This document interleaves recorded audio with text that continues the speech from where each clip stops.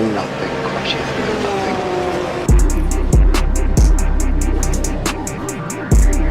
You can hold the outside this time, Mike.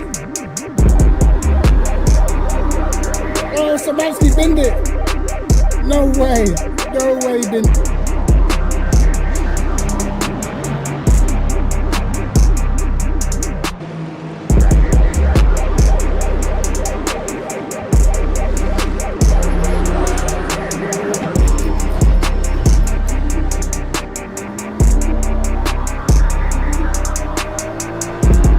Get on the marbles, mate. Get on the marbles, pal.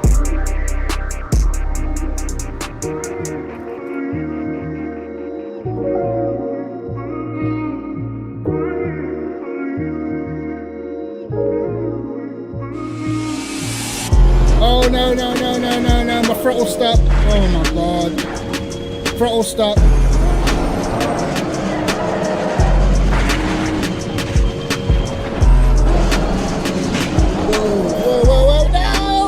It's over. Oh my God. Okay. Oh my God, there's no way, bro. Bro, I swear to God, this can't be happening to me, bro. Throw a punch at me, good trick. See if I can dodge it. Trust my dodging skills, innit?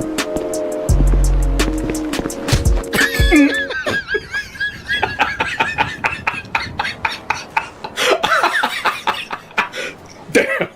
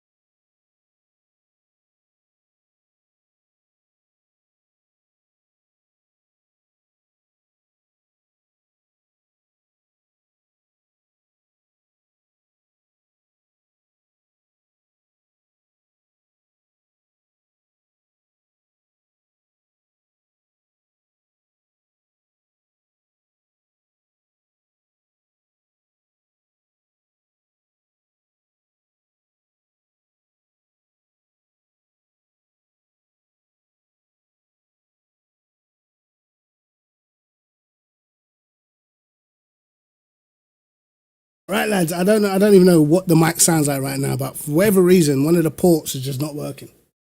I don't know why. One of the ports just seems to be cooked. I don't even know how this microphone sounds because for whatever reason, it sounds different in different ports, lads. So I don't know. I don't know what's going on.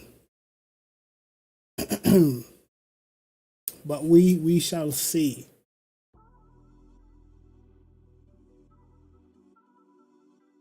Might sound terrible. I don't know. We'll have to see later on in the stream. By the way, it's TATUM ResTech today. Silverstone. Yeah, it's working. I guess that'll do. Looks like it's a bit loud though.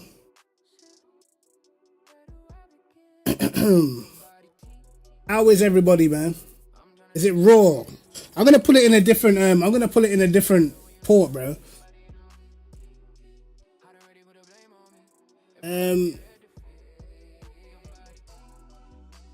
Right, I'm gonna try a different port, lads. Hold on.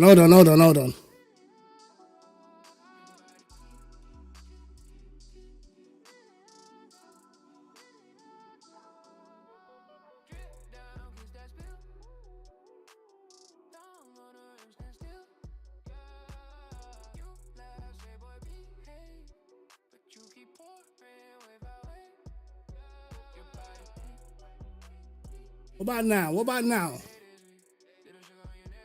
Yo, Raphael, how you doing, bro? Hopefully it's not as bad now, bro. Yo, Merciless, what's going on, brother?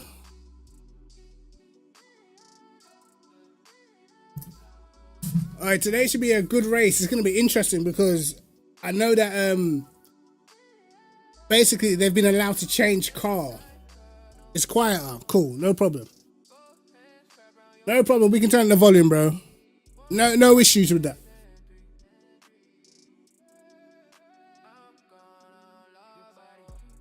Yo, GMD, what you saying, bro?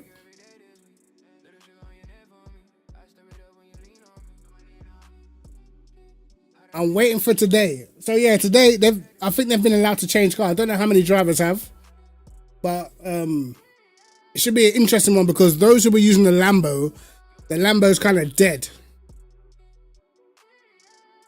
and that was since the last update. So I think a few people will probably have changed car. I know Printer's not going to be in the Lambo anymore, so it should be a good one. We're gonna see what everyone's chosen now. Championship standings, I believe, I think Everson is number 1. I think Prenter's second in the championship right now. So it's gonna be interesting. We got about 20 minutes before the racing gets underway. So for 20 minutes, I'm chilling, bro. Chilling. Also, I want to look at the races for next week. I think I looked at them the other day and it seemed like it was kind of cooked. I can't lie. Let's see what we're saying.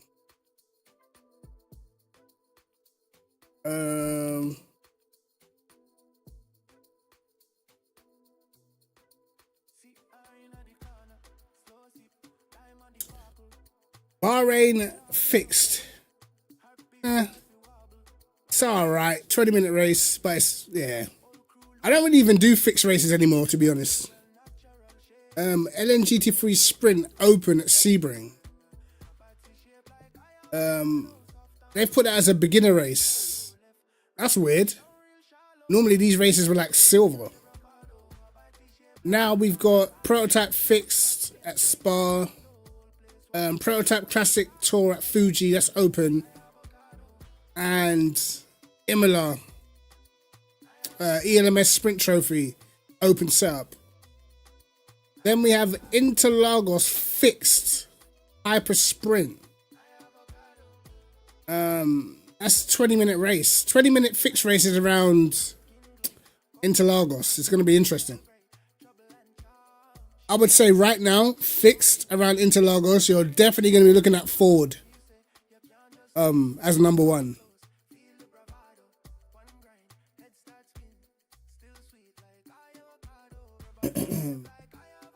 I said in the hypers. What I'll have to look what's decent in the hyper. I have no idea about the hyper BOP, to be honest.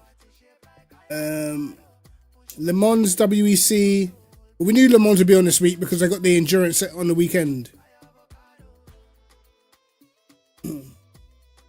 Interlagos is hypers only. Oh shit. It is hypers only. I thought that was GT3s as well. Damn. Okay.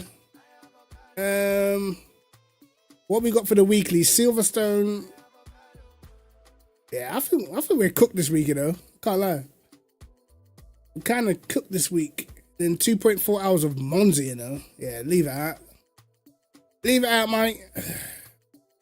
This week is looking down astronomically. I can't even tell you what race I'm gonna do, bro. I can't even lie. But we don't know, bro. Don't know.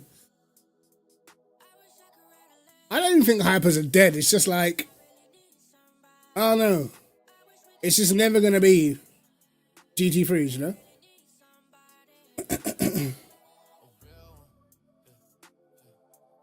So yeah, we're gonna wait, see what's going on, bro. What has been going on around the world? My friend Carl only just told me about what happened in Mexico, man. It's crazy, bro. They took out the cartel leader, and now the cartel members they're going crazy, bro. You think they're hard to drive? I feel like the LMP2s are probably hardest to drive.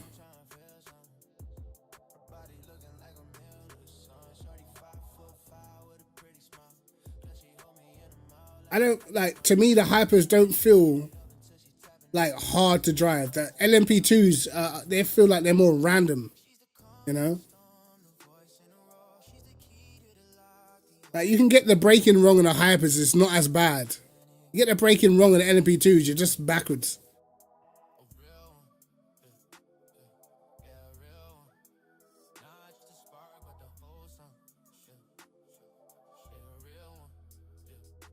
Have we got any other guys streaming yet? I don't think we have.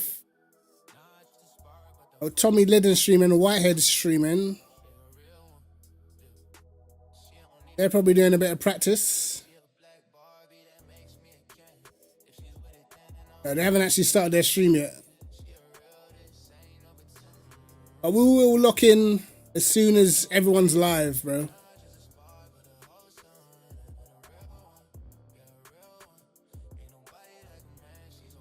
Yeah, I find LMP2 so random sometimes, man.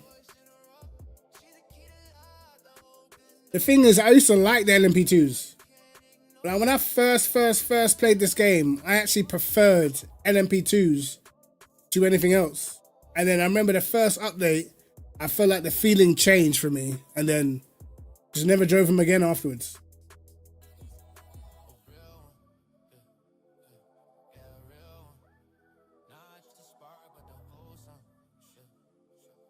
But today should be a good race, man. Silverstone. There was a 4-hour race on the weekend of Silverstone as well, so we kind of know what cars are quick there. The Porsche is fast, the Lexus is fast, the Ford seemed pretty fast. So it's gonna be all up for grabs depending on who's changed their car, because I believe there was a lot of Lamborghinis before the update, which was it a couple of weeks ago now? And the Lambo has been killed since. So I don't know if everyone's gonna have jumped out of the Lambo, but the Lambo is, yeah, it's cooked basically. Still decent in quality, but in the race, it's dead, bro.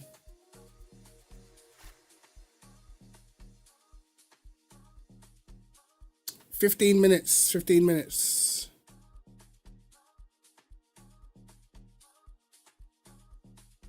I wonder what Everton's driving, whether he's changed his car too, because he is leading the championship, so we shall see.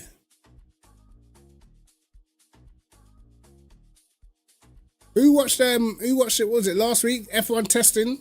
Who's been keeping up with the F1 testing?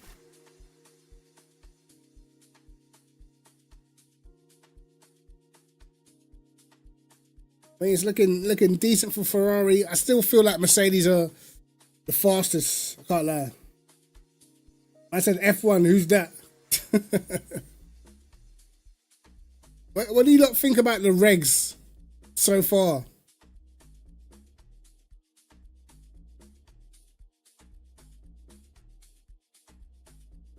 I think in F1, if we go to a time where like it doesn't matter how fast you are, then I think we're cooked.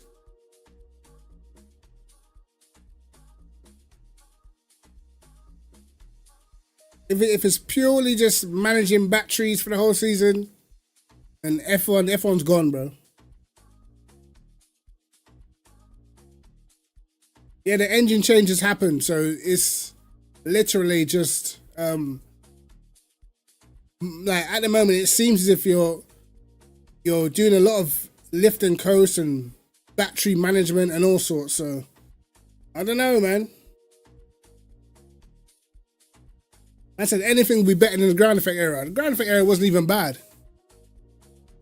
I think like I don't know how people consume F1 in it, but I've been watching F1 since 1994, bro, and I cannot remember a time where there was pure overtaking. So when people complain about overtaking, I'm like, when was the time where there was overtaking every lap? Like, it's never been like that, bro.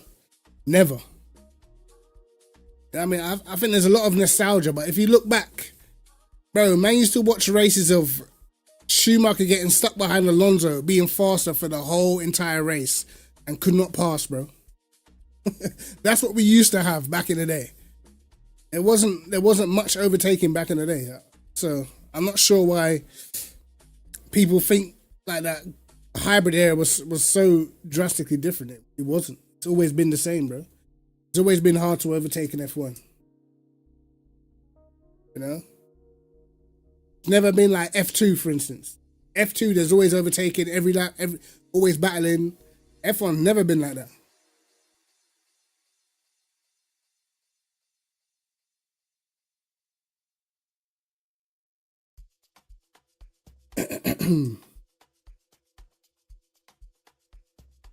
like what was the hybrid era worse than the first part of the turbo hybrid era? Because I would argue that was dreadful.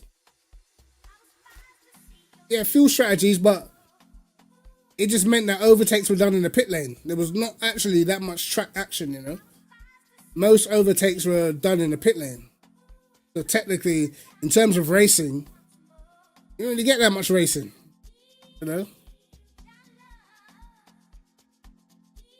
And back then, what, you had maybe maximum two people that could win a race, 3 at max. Nowadays, you can get way more winners. You know what I mean? Cars finishing 2-3 laps down back in the day. Like quali, you could be 8 tenths off pole and still be in the top 5, bro. A lot of it's just nostalgia. If we're being hypercritical. I prefer the engine sound. I prefer the actual cars back then. But if you actually look at it, bro, it wasn't that great. You know? Like 2014 was rubbish. Like the beginning of the turbo hybrid era was so boring, bro. Like if you didn't have a Mercedes engine, you might as well just stay at home, mate. You know what I mean? Like the only interesting stuff we got is if Hamilton and Rosberg were battling, and when you think about it, for that 3 years, there wasn't actually that many times they actually went wheel to wheel. When you consider it was a title fight for 3 years, you know, it was like most of the time whoever got pole won. So like, I don't consider that era better than the ground effect era, bro. It was pretty boring. In the ground effect era, 2023 was boring. You know?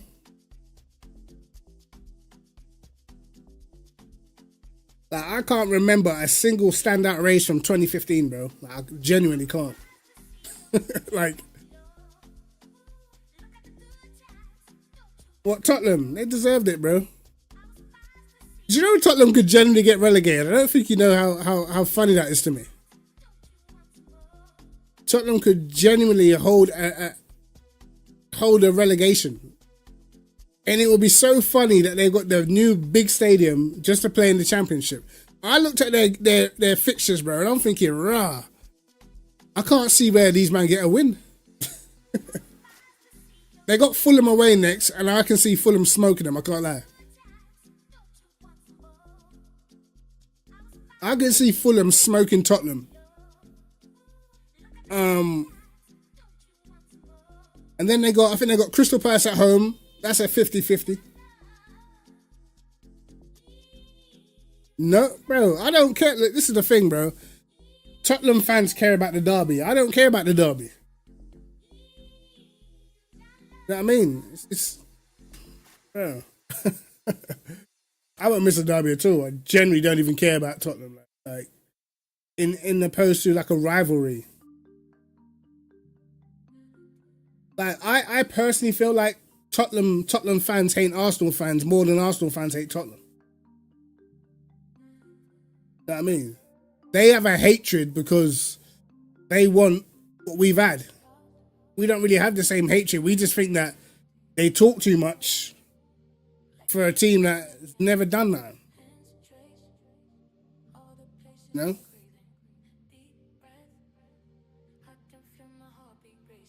So yeah, I don't really...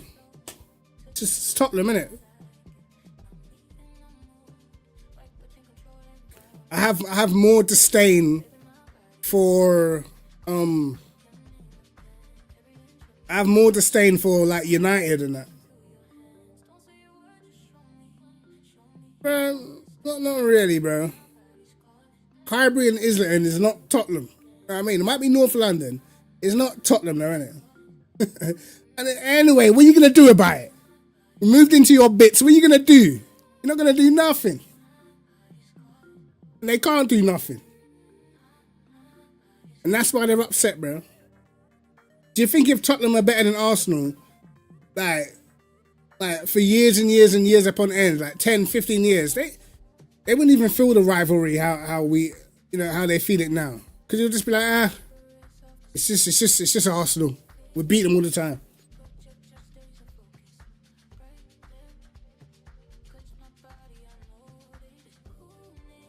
Well, that's where I see things anyway. I don't even. A lot of my friends, my best friends, are like Tottenham fans, innit? I grew up in Tottenham, so I literally lived around the corner from the stadium. Like, I could tell who was winning the match just from being in my house. I could hear however loud the cheers were. I could tell who had scored, But I could never support them, bro. Never.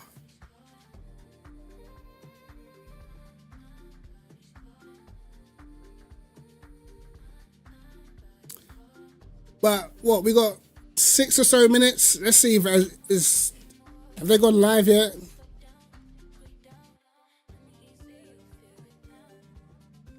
We've got Luke Whitehead is live doing some laps. Let's have a little look at what Whitehead's doing.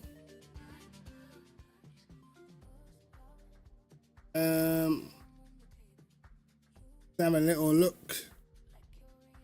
Let's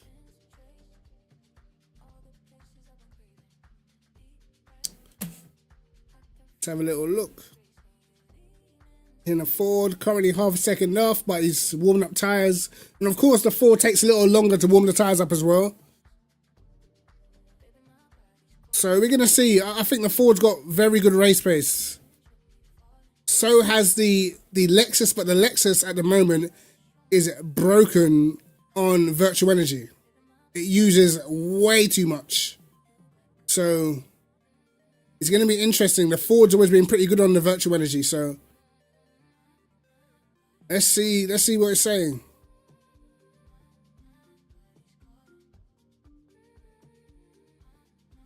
Am I entering, man said Team TMG.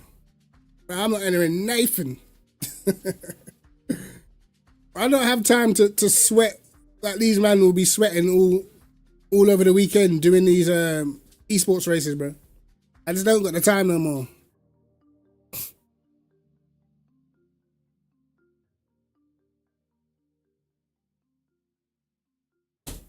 '57A, it is close at the front.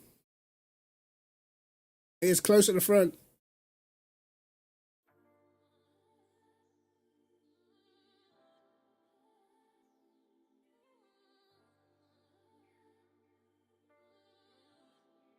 Right, let's see. We've got Alexander Lays up there in the AMG. Sam Gaskell up there in the AMG. Interesting.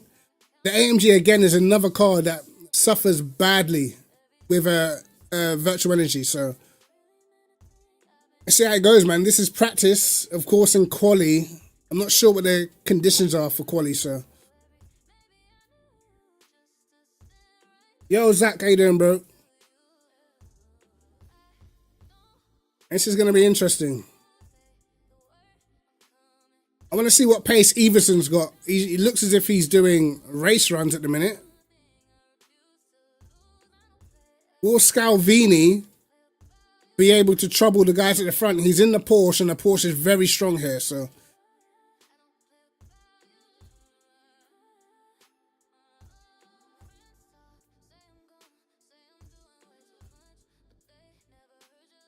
Luke on a lap.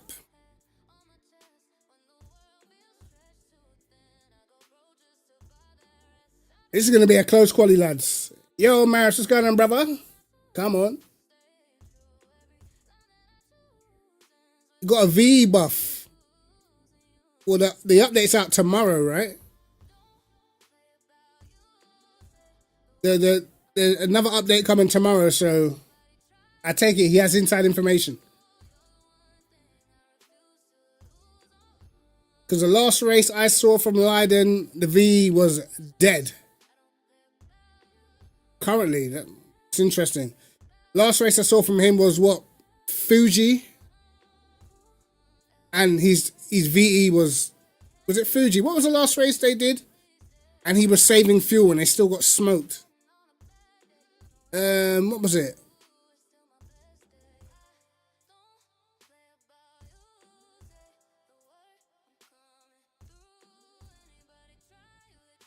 Yeah, the update was supposed to come out last week Tuesday, but it got delayed, so it's coming out this week Tuesday before the 12 hour of Le Mans.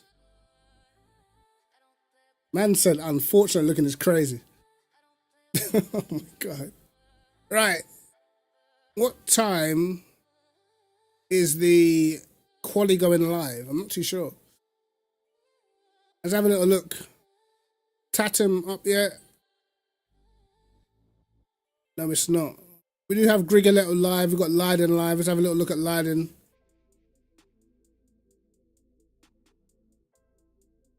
What lap times is Leiden doing? Oh, he's just started his run. 10 more minutes, I think, then, of practice, basically. Everson doing 57.9s. Jeez. Whoops.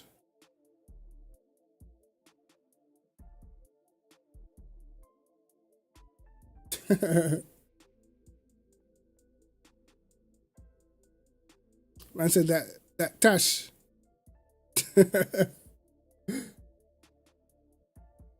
These little kids. Yeah, I mean, a lot of them are young, man.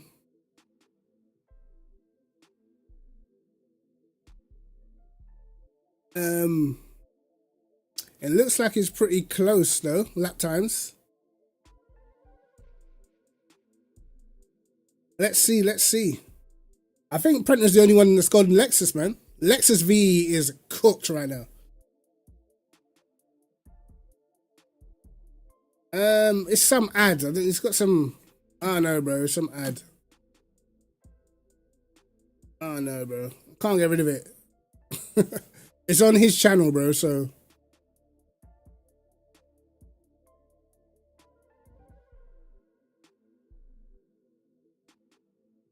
yeah, I can't do nothing about that. That's on his Twitch.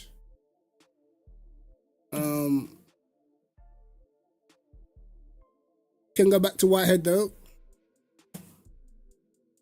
Great. We have an advert. I'm trying to hear all that. I'm trying to hear these adverts, brother. They're doing another Scream, bro. Get out of here, bro. How can they be doing another Scream at this point?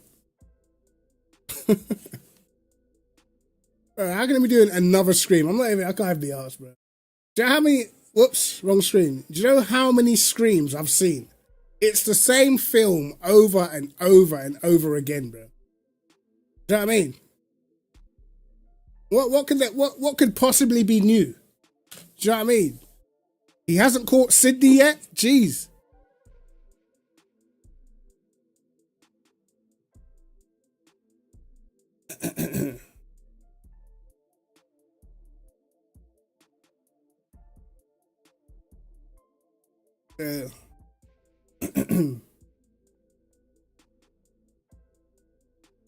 The patch notes for TMR for tomorrow are out. You want to take a look? Where they at? Send me a link in Discord, bro.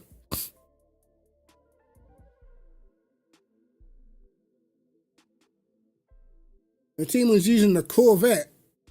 For what? Bro, until they fix the physics of that car, it's just cooked, bro.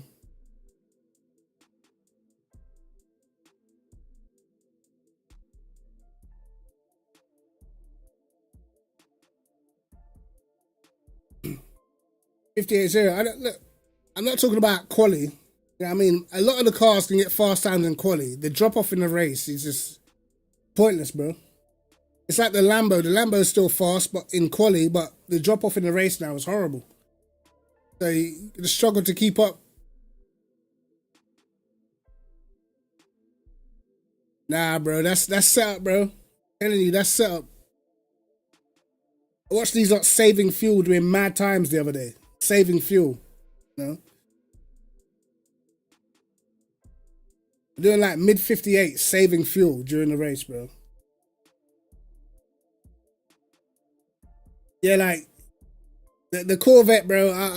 I don't know. I generally feel like the physics of that car are just wrong.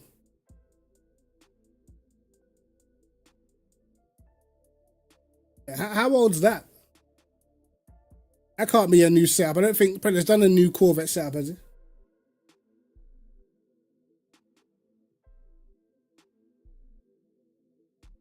Like every time there's some sort of update, you need to have a setup, bro.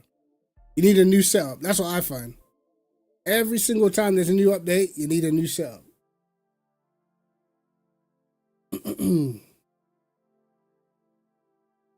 Whoops, I've all got this muted. My bad.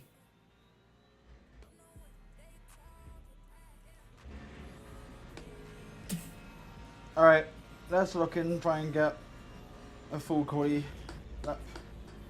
Alright, let's see, lads. Get that consistent pace that we know we have.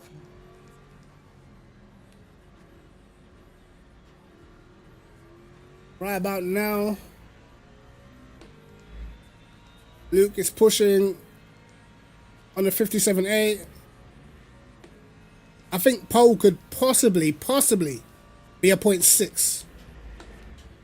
Check Discord, yeah? Alright. Alright, let's have a little look.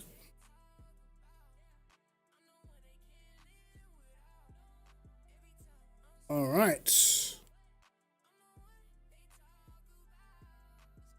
Alright, let's have a quick look.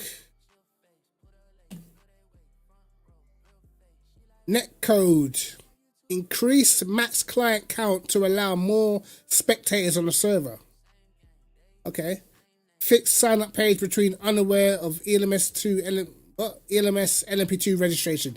Didn't know that was a thing. Track limits needed fixing. This was bad. Fix running wide near pit entry when entering the pits. A track limits drive-through penalty. Bro, this was probably in response to what happened to Luke last week. Was it Paul Ricard? I think it was Paul Ricard, right? Car updates. Increase range of soft clipping on hypercar batteries. Now 50% instead of 5%. Soft clipping? What? I don't know what that means, bro. I don't drive hypers. Increased weight penalties for driving aids on hypercars. ABS now 25 kg on low, 45 kg on high. Stability control now 20 kg on low, 40 kg on high. Bro, I had no idea people were still using aids, bro. Wait, pause. Braking aids, driving aids, driver assists. Revised GT3 track limits, relaxing them slightly. Slightly? Added CDA setups for Bahrain and Spa. Added CDA setups for Bahrain, Spa. Updated CDA Le Mans setup.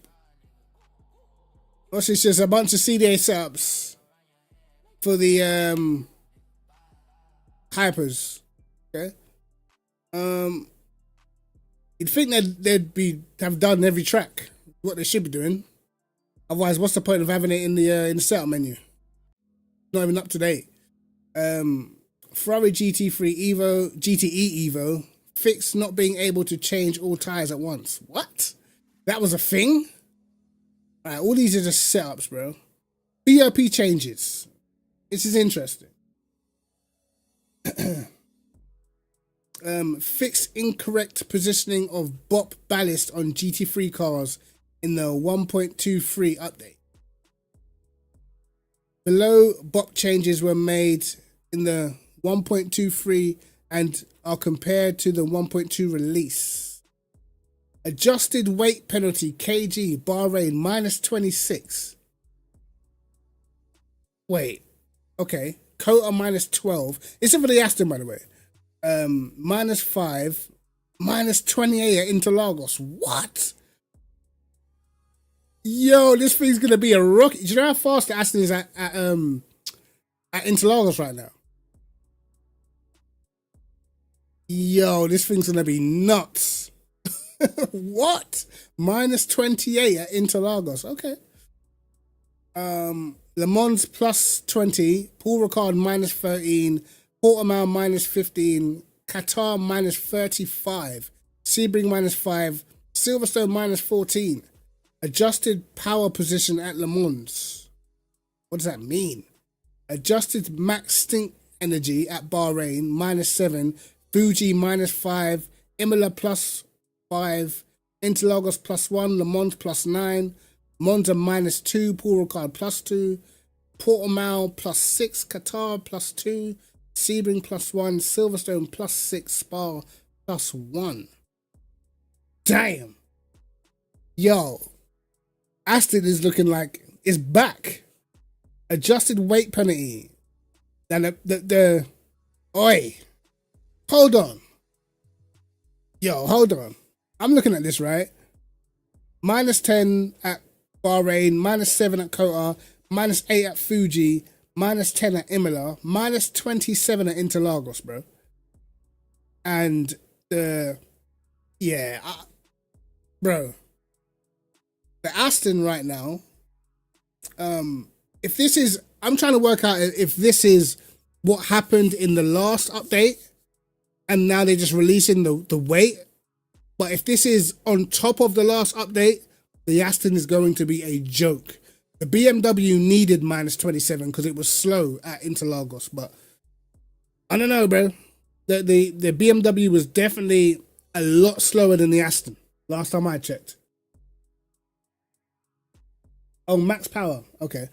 We'll see. Adjusted max stint energy for Bahrain. +4, +5, +1, +5. I'm not going to go into every single track. You guys can see it for yourselves. Corvette is an interesting one. Let's have a little look. -2 at Bahrain, +13 at Fuji, -7 at Interlagos. Paul Ricard -12, Portimao +15. Qatar -5, Silverstone -4. Damn. Let's have a look. Let's have a little look at the Ferrari, bro. Le Mans +25. Damn. All right, let's look at the Ford. Yeah, they had to slow this thing down at Interlagos. The thing was a joke. It was doing like 33s in the race, like with default setup, bro. Okay. This is coming out tomorrow, right? This is tomorrow. So the Ford is about to have his wings clipped. Because if you guys didn't know, bro, all you had to do is look at the leaderboards. The Ford was like up there everywhere. +38. Damn! At Silverstone. Jesus. +45. Bro, how fast was this car?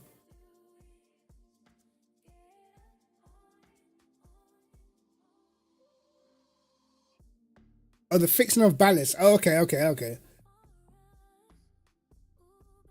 So this is what they'd given us, right?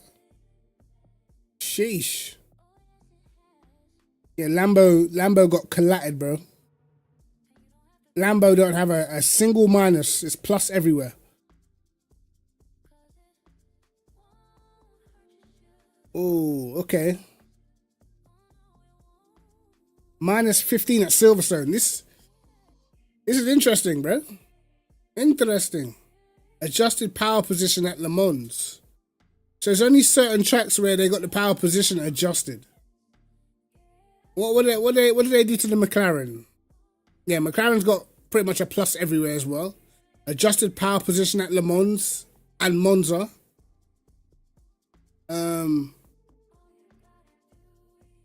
Adjusted max stint energy for the AMG. Yeah, it needed it, bro. It did need it. It was pretty bad. All right. Well, we're gonna see. Anyway, let's see what's going on Let's see what's going on in the race today. They're in qualifying, so we must have started. Let's have a little look. Where is... They are live. Sweet. Oh, great. Great. Of course, the stream advert is on again. The stream advert is on again, so we'll just wait.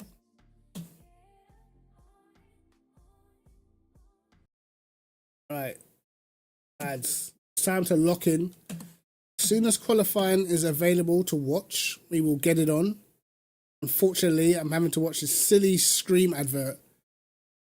Bro, listen, I remember when Scream first came out back in the day, bro. They got a cheek to still be trying to give us that film. After maybe 2 or 3 laps. All I'm right. not sure about it, but this is what I thought. And then... Let's lock in. I don't know, Andrea. I don't know what to expect, really.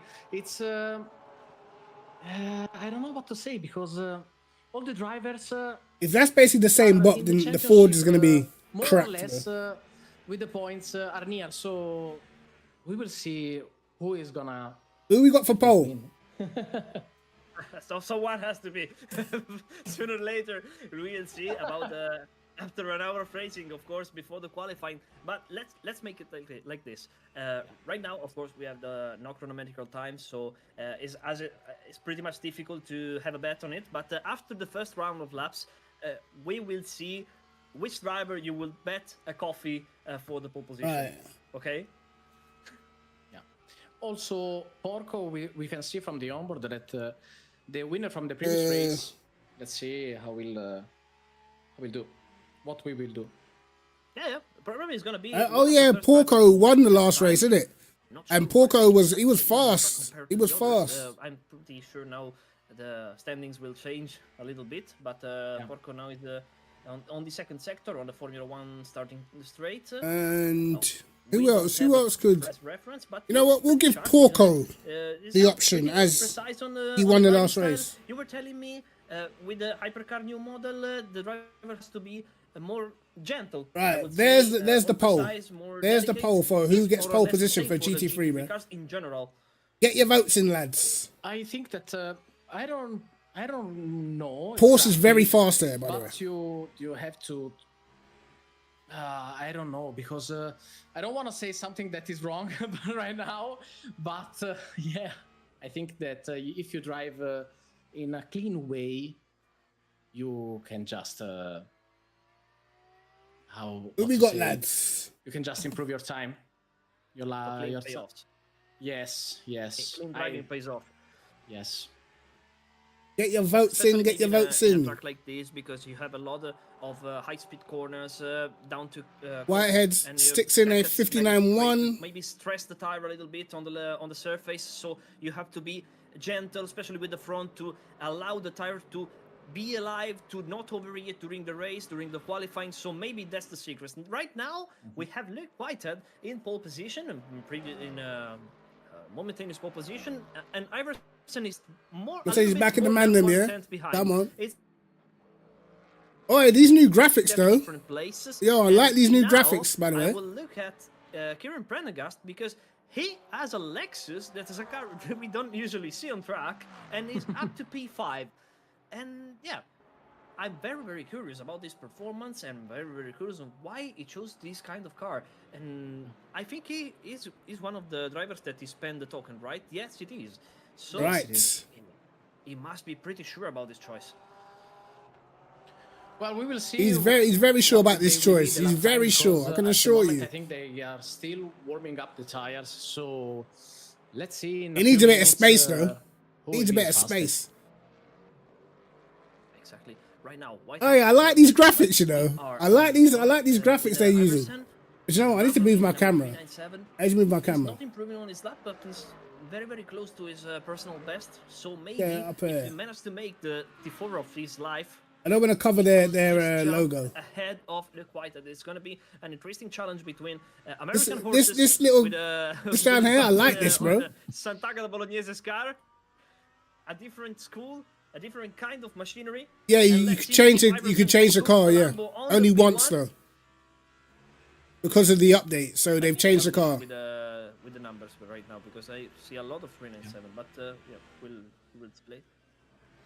Luke Whitehead currently on Iverson still is in P2. Didn't improve any much. provisional pole. Look pretty competitive immediately. And Sam Gaskell with the Mercedes is up to P3. We have 4 drivers in just 2 tenths. I've got a feeling that conditions for quali are only on medium only 3 grip. minutes left, so we will see right now what they will do. Because apparently conditions are normally on medium for Amazing. quali Only in the championship. So 4 drivers in 1 tenth, in 2 tenths. Sorry, pretty in fast 2 tenths. times, man. Wow, that's amazing. That is absolutely crazy. We're having a very interesting qualifying in GT3 class, but we used it. You used it. We saw the first races. We saw how close is the pack. I'm pretty much surprised right now by Wait, this Porto that it didn't. is it not making sense? Right This now look. it's It's saying he's driving off the 0.062 off, dominator but of he's the in last round. He's 12th. now 14th. Probably What are they he doing needs there, to mate? get his lap set in a proper way. Of course, he had probably 1 or 2 installation lap, but the time is not very much now. So he have to manage to put an important lap or restart from the bottom of the grid, and it's going to be very, very difficult to him. Right now, we have to also put Lee, that is in P3, and it's impressive. And now we're following Bonnet Barrier. He's improving. Barrier in the is first up sector. on his lap. You can see his white Mercedes down the hunger straight. Let's see how he approaches on the still corner. It's a little bit bumpy, the track isn't in this part. Yeah. But it looked pretty sharp. We getting any more votes on the vote for pole? Come on, we need it in before it's over. We need it in before it's over, 2 minutes lads. left on the qualifying. 26 of you in there. Right We now. need to at least get 15 So I votes, think bro. they will have the only one more lap. So it's a race also against the clock for all the drivers of the GT3 class.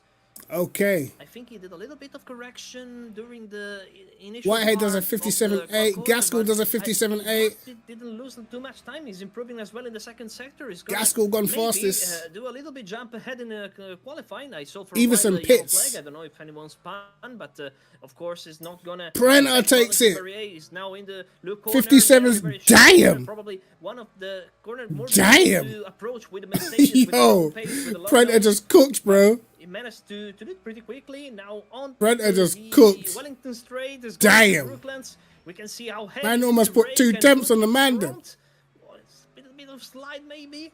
It corrects in What are you time. saying? He should park that in the pits. It's gonna be an interesting. I think he can manage to get in the top 10. Tati, are you agree with me or not? Yes, it's improving. It's improving. Let's see. 55, 56, 57, and it's on the 10. It's 10 on the 10 position. Yeah, Barrett. Exactly. Just Barry for a few is- cents. It's tough. We have one more lap, so let's see if he can improve or not. Yeah, Prenter's flying, bro. I don't know if anyone beats that. Last corner for. The corner that puts on the straight for Prendergast is not improving. They're struggling. Probably he have to lift up, and there's not much time left. Yeah, I don't think anyone beats that, bro. That's a pretty big gap. Be tricky for him, but he managed to be in P1 right now. So What a lap. it's gonna be a last lap for him, but he clearly slowed down. Probably he's okay. He thinks he's enough. Gaskell in P2. Yeah, Prendergast 0.6, with bro. Lexus next on top of the list right now. Gaskell's going quicker, though. But that's a big gap to make up. I can't even Can we lie. go on board and let's hear some car noise if you want? Let's go with the Mercedes. Ooh, Gaskell took it. Oh, my days. They decided Oh, to- my days. Not Gaskell help us with- last with the car that's seconds, up top. bro. We're on board with the McLaren of Ramone. Yo, G, that's a lap, bro. Brendan does a 57.7, so he's. I think he's gonna be Exactly done. what you were telling me before the start of the Yep, he's done. Prenter in second. Gaskell gets pole. stream. All of the drivers driving pretty 57.6s all sharp, round. pretty That is precise, not crazy. exaggerating. Probably that's the way you drive this kind of cars. I think Yeah. we are AMG looking more or less at the pretty end of the solid, Q3 mate. Qualifying. I don't know if anyone else is on track, but looks like Yeah, that's only a Ramone great who lap by has to Gaskell, improve bro. a He little bit, cooked. but I think Sam Gaskell managed to get to P1 on Prendergast for a full sense. Yeah. We didn't see him coming What a through pole position battle. the final straight, but he's now up in pole position. So Axel we have a Mercedes, Romane. a Lexus, and a Ford in the first 3 places. Whitehead didn't manage to improve after his amazing first lap. That's amazing. That's really amazing. But let's see if he can improve the Everson, position. Yeah, I And think now Lambo's going to struggle in the he's race. the only one that is driving currently. So let's see. I'm He's surprised, improved, actually. like I was going to say I'm 120 by surprised now. that their Porsches ain't gone quicker, but yeah. Going to do And it's okay. P10. 58-1. Okay. Damn. managed to McLaren get cooked. P10, at least the top 10 start for the McLaren. Porco in of 7th. Romney. But So Gaskell it's gets it, interesting bro. to see that Mercedes look pretty consistent, and the Porsche is struggling a little bit. With Gaskell Fernando gets Alonso it. only in P7. It's going to be interesting, bro. Going to be an interesting race. Ahead of Prendergast and White. Right. What happened? What happened there? Gianni, Ramonate, this is the top 10 of the GT3 class. Interesting qualifying. They're Interesting pretty indeed. much close to everyone. And Right, so then we're in the maybe pole. it could happen something in the race. So let's stay focused, and in a minute we'll have the Hypercar qualifying, not LMP1 anymore, unfortunately. They were a beautiful car, but now they're resting. Let's see what happens for the LMPs then. Hypercar Or qualifying Hypers. class in a few minutes. Andrea, I leave you with Nathan, so see you on track. Ooh. Let's do another poll. Thank you, Hello. Tati. Thank you. It's been a pleasure. And welcome, Nathan. Ciao. I'm here. Hello, guys. Yeah, slightly lost track of time, but we're here, ready for the hypercars to go into qualifying. And of course, we're here at my favourite circuit, Silverstone. Can't wait to get into the action for this one, of course. I think with any car category, you always see Silverstone on the calendar. So I expect the times to be so close here because I think every driver, no matter what class they're in, they know this track like the back of their hand. Of course, we saw the close lap times there in the GT3s with some Gaskell onto pole, a great lap from him. And now it's down to the hypercars, and we'll see what sort of performances they can do, of course, under that brand new tyre model. Who else should I It's going to put? be interesting because the championship could be completely reversed And after this I round. think We have a lot of Ferrari now. We have 2 Toyotas that we weren't on the grid, and Alpine completely disappeared, as unfortunately is going to do the same in real life at the end of 2036 season. And it's a breaking news for everyone. New poll. This is for everyone Hypercar so pole fun, but position. Now we have an interesting battle, and I'm very, very curious of how this driver is going to approach one of the oldest track in the world, one of the most famous track in the world. Nathan, first endurance Right race about now, here in Grigoletto, 1976, 67%. with Let's get some more votes in, and lads. now we have a completely different driving, completely different way to race. And Let's see what. I got a feeling I'm going for. I got a feeling Dark Horse, Aid Walsingham is going to be in the top 4. That's my dark horse, bro. Alan McNish for a Walsingham, team, the most winning Silverstone, team is the Jaguar team, the manager now he's in a Ferrari. but the Majority of manufacturer people is now in the Porsche same with car. some wins. And we don't have a single man. Porsche in the hypercar class, so I'm going to be Yone is very now in a curious Ferrari as who's well. gonna be on top Damn. of this qualifying.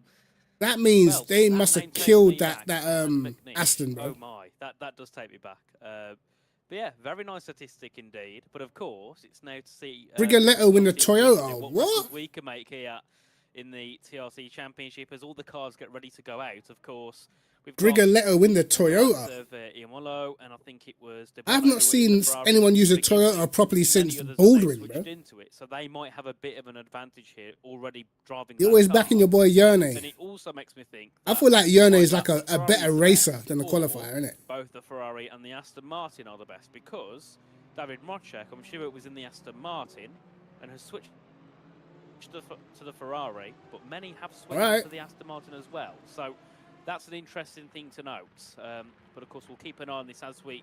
I don't know who's going to get pole. Qualifying. And I there's feel David like Mocek Emulu on should that have the green. advantage because he And I think, always of uses course, Ferrari. He's 4th in the standings at the moment. But, He's around 20 points off of the top, which I think I've just is got a feeling quite Walsingham is going to do I well. think he's been really, really good. He's just not quite That's got that's all I can some say. of the results he wanted in the past.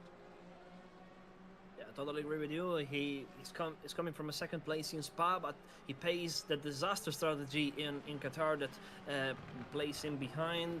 I think he's a very quick driver. I think he has numbers, and today probably is going to be in Right, here full we attack go, here mode we to, go.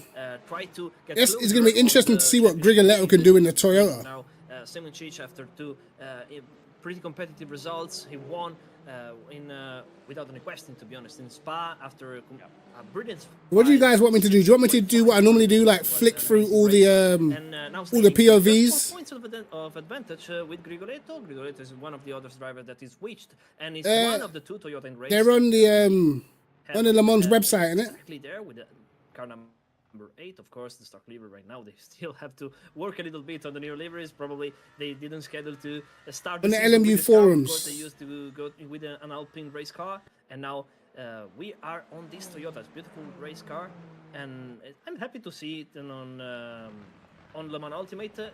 We were not used to see it. It's not a meta car before the patch, and now is. Thanks, George. Appreciate it, brother. To have it.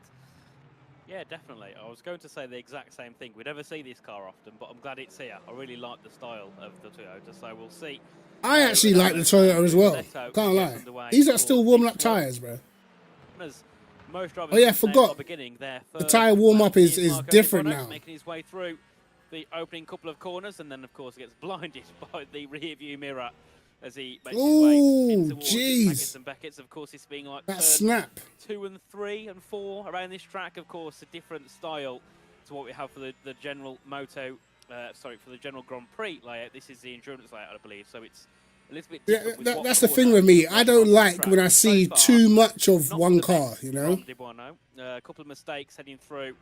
I like to see a mixed grid. I think every driver on their first laps are probably going to. There's a little bit too much Ferrari and Aston for my taste. Yeah, also we have to tell that with the new patch, the tires are pretty much more nervous and pretty more difficult to put on hit. So the first 2 laps is going to be tricky for the most of the drivers. I think I would like to say for everyone, to be honest, because I think the way you have to heat up the tires without everyone's going for Grigoletto. Well, it was only 6 votes, but so probably we are going to no one thinks Marocek, no one thinks Imulu. Damn. 1-2 minutes on the clock. Yeah, definitely. It's about just working the tyres into their best conditions and just seeing what De Bono can do. Of course, I was watching a few clips. I think it was Michi Hoyam who was driving. Someone's gone for Marocek then. Hypercars. It was on YouTube. He was around Kota. And on the first opening laps, they look so treacherous to drive. So I think everybody is going to suffer with those issues. We're about to see. Cars, they're just making their way through the final couple of corners to end their first lap and then start their second. But the times will come crumbling down. So I wouldn't really look too much into what's happening here with these opening times. It's a 1:47 to open it up there by De Bono, but we do see as well Grigoletto. Actually, De Bono's been pretty fast in the last few qualifying sessions, you know. De Bono's been rapid. And it's pretty impressive that De Bono managed to put 1.6 seconds in just the first lap, so probably he managed to put a little bit more heat on the front tires. He was kind of how's he doing that? Especially in the backends, but warming up the tires that quick. More of the driver is going to improve, and is going to improve a lot in the next few minutes. He's just sending it straight away, bro. What's he in? Ferrari as well. Out there, but I'm very, very curious not only about him and Marocek, because of course we know how quick they are, but the question is why Wolfsburg. I do love the direction change on these hypercars, man. They probably didn't manage to find the right window on the first lap, but surely it's going to be a big improvement session in the next minutes. So I'm thinking to see their names up in the list at the end of this qualifying. Now we're with Dario Yamuna. He had an impressive racing spot. Oh, look at that. Look at the direction change. Oh, I love it. For the whole time, and now probably he's going to... it just looks ferocious. You know what I mean? He wishes to get at least another top 5 here. Yeah, definitely. I mean, Spa was an interesting race. At one point, Ian Willow was in the lead. Then he made that mistake and dropped down to, I think it was around P7 in the end. So wasn't the best race out in Spa for him, but of course, here we go. Tyres starting to warm up. 4 minutes to go. For the first half of the race, which was lead it quite comfortably as we head our way through towards middle of field now. A nice long right-hander, and of course with cold tyres, this corner will be an absolute killer.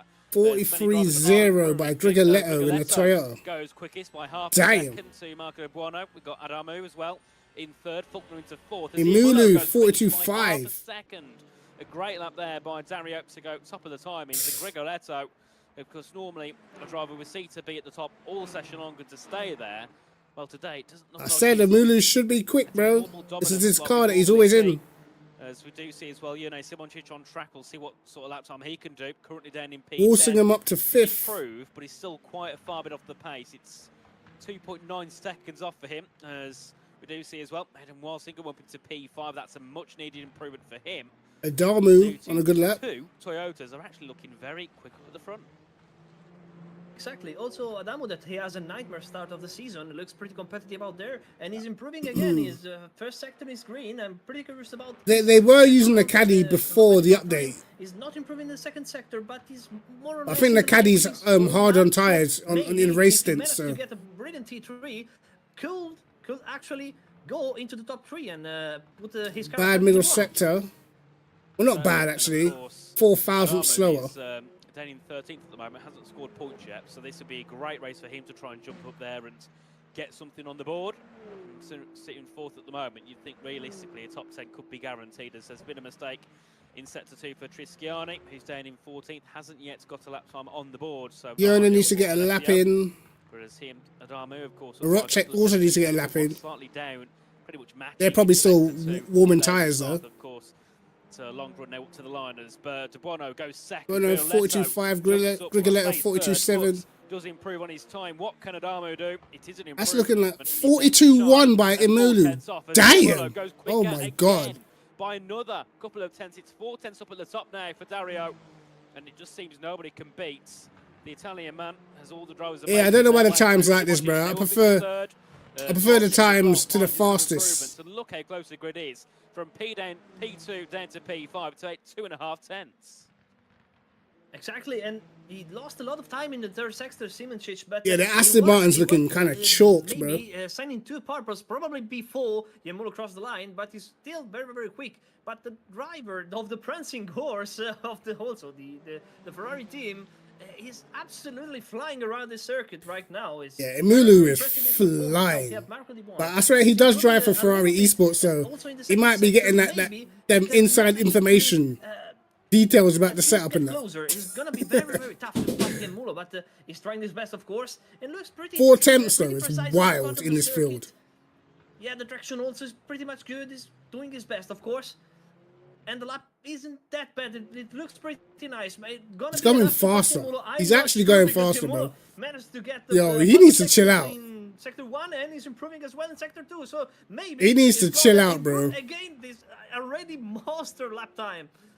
Dario Imulu, you don't know who Dario Imulu At is? the moment, that pace in that Ferrari looks really, really good. And of course, if it can keep this up over the session, pole, I think is pretty much. Used to be on ACC. For the Italian, for the Italian part of the Ferrari sports team, of course, as of recent. Let's see what he can do. Will it It's be the passion. another vast 41 improvement? nut, bro, He's a allow couple it. of tenths to jump on. He's the first driver into the Allow it. Yeah, just park it, bro. And it's now 6 tenths he has Park over it, bro. everybody That's else. crazy. Bono and Simončić, I think, running into some mistakes on their laps. Let's see. Walsingham, what 42.3, bro. I told, man. Simončić up to third. De Bono's back into the pit lane, so after looking like he was Bro, going to fight yo, the I top, know he Will, will be you now know. down to P4 at best. I got the knowledge. I know Will. And Rocek, the drivers that we Grigoletto. And Grigoletto's off at Stowe and into the barriers. Wait, how many tyres do they get? For the championship leader, who now sits in P5. How many tyres do they get? Completely lost the rear, probably in the in this top Okay, we've got the corners when replay he was straight approaching away. The breaking point. Let's see what happened. A little bit of sparks coming out of the car. Ooh, yeah, just completely ooh. loses it from the rear and can do absolutely nothing. He smashes Wow. into the wall. His qualifying is over like this. A big crash. Big shame. As that's Adamu, who's also off the circuit. We did see Rocek as well, who was up in the first set, so we'll keep an eye on him as well. Here's Giacomi, who's making his way down towards Walsingham going quicker again. And then here's Bro, I had a feeling Walsingham was going to be slightly fast, up in bro. sector 1, slightly down in sector 2, so over those two sectors. I don't think they have a dedicated YouTube, only a dedicated Twitch, I think. wouldn't put him up onto pole position. But the guy who owns the whole championship is Amos Larito. I'm sure. Well, I don't know if you guys know who that is, but he does a lot of. He did a lot of the Ferrari F1 stuff. And also, I think he streams the real F1 practice sessions and stuff. But I believe he's the owner of this whole championship, bro, or the owner of the team at least. Into the 1:41s, it was a 41.969. Let's see, is there anything What's that he done? Can do as Mrocek goes fourth? And can he take pole? No. But Simončić improves as well. He goes. Simončić goes second. Off the grid, and that will be it here in the hypercar category. And well, lads, I know Will, you know. Much of a surprise. It's a Ferrari. 1, 2, 3, Yo, 4, 5. big up Brenner. What's happening, man? Amazing. To be honest, I know Will. I told you Wilson was going to be up there, bro. I knew it. I knew it. Maybe managed to put at least one of the current top 5, but Grigoletto managed to. Mulu mark cooked, P6, though. Of course, He actually didn't cooked. have the time to 41.9 because of the crash that we saw. And parked it.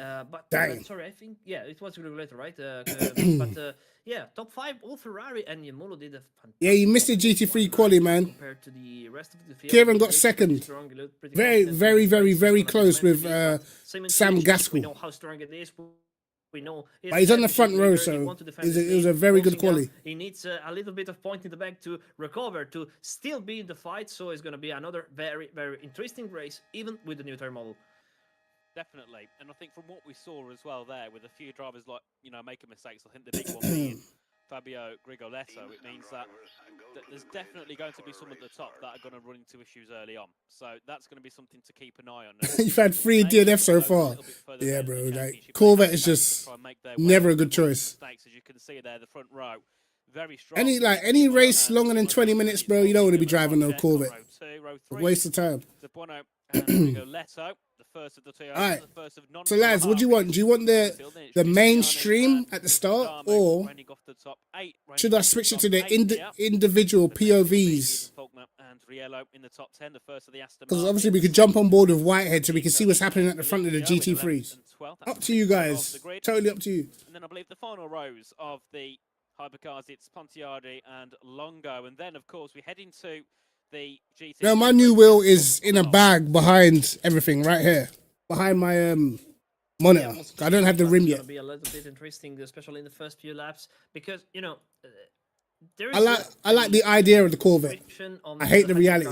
That they had probably a cold tire. No one voted for Imulu when he got pole. Sad. First the races. So if someone crashes into the hypercar class on the first few laps, it's going to be a mess also for the GT3 cars that are incoming. So the lap 1, lap 2, lap 3, I think the most of the driver will be very concentrated, very delicate to not do big mistakes, and also GT3 class is gonna be affected about this. I'm not what sure I need to do about it, to be honest, but let's hope everything goes right. I'll probably start another one before we give it to you for the start of the race. A little bit historical. Just in case we wanna switch over. Toyota won a race here in Silverstone was 2019 with Lopez, Kobayashi, and Conway, and Ferrari never won in real life. The only Italian brand that has won a race in Silverstone was in 1992, the Lancia, with the Martini Racing Team, with Riccardo Patrese. My man's bringing out the history, you know. Well, maybe today for the Ferraris to try and take something here. Of course, it's top 5 at the moment, so I think it'd be very difficult for a Ferrari not to win this race. Let's hope. I need to move my camera again, right? The bookies odds, as of course we can see. I'll move my camera again. I'll move it down here now. Timings, the LMU broadcast control. I saw a peek of it on Twitter the other day. It is absolutely amazing, a lot better than what we had to deal with at the start. But of course, the drivers now making their way through that final corner, through Luffield into Woodcote. All right. Get ready to go. Green flag racing here for the third round of the Are we ready? And of course, it's Simončić, our championship leader in second, and Grigoletto 4 points back. There we go. P6, and of course, with the Toyota not looking as quick, this could be another race where Simončić could extend that championship lead. Let's go. It's an hour at Silverstone. Is there as well, and it's green here at Silverstone as we head down towards Copse Corner to begin the race. What a tractor! Predator's got a decent start. Things off. They all make it through unscathed. A few cars further back looking to make moves. It's quite tight as they head down towards Maggots and Beckett. So that's Adamu, I think, under pressure. Also looking to make a move on Bucomi as well. as they all file their way through. We'll watch the first lap, and then I think we'll have a little look at Whitehead. Just trying to settle into things. It looks as if Prentice's still up in second at the moment, so... Further back, I think in the GT3 class, we do have a yellow flag. That's in sector 1 as the cars are all trying to warm up their time. Oh, it looks like Leiden went off somewhere. GT3s make their way down towards Stowe Corner as well. I don't think there's been any big moves. Of course, it's still Gaskell on pole ahead of Prendergast in place. Whitehead in third, as that's a move. Oh, Ferrari around the outside. The back, and here's Leonardo Porco, of course, had a masterclass in Spa. Now a little bit further down the field. Now let's see what the race pace is like for the AMG. Porco is doing his best. At least he's in top 5. The car that we saw generating a huge nimbus, I will say, with the gravel was Nico Viani with the other Mustang, and now he's back on the field. He rejoined the track, but he lost a valuable time. Probably a mistake. I don't know if there has been a contact or not, but now he's up to P14, and wow. What's happened to Grigoletto? Here, and he's down to 14th. Oh, Grigoletto's made a mistake already. A big mistake from him. And oh, also, God. A couple of cars ahead was running wide up on the outside of the entry corner. And now Grigoletto sends it already. To fight back because he lost a lot of places. It's now up to P13. And okay, he made 2 places back. It was too quick and recovered a couple of positions. But probably it's been a big mistake for the Toyota. Imulu is... on the back. 1.6 ahead already. He's checking out. Yeah, lost so many time. 1.7. He is checking out. But he has to recover now. Right, let's go and have a look at some individual POVs then. Second in the championship heading into this. Right, on to Whitehead.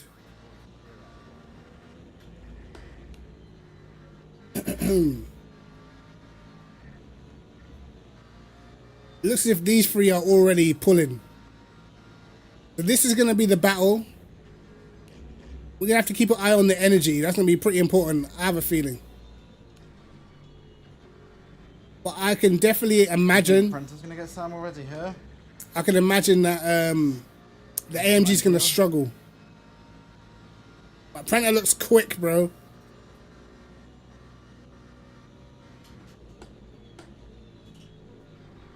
Prentice looks quick. The AMG's already holding on.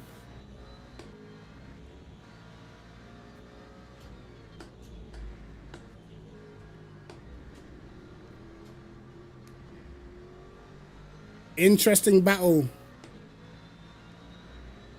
If Prentice can get past Gaskell early, Ford Energy looks absolutely atrocious here. Based on what the other guys are doing here. It's going to be looking pretty good because I don't think Gaskell can go with him.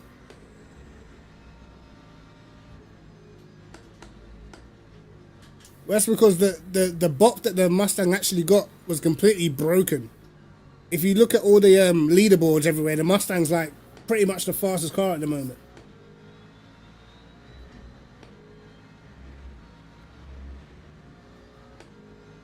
Yeah, Mulu looked like he was checking out from what I could see.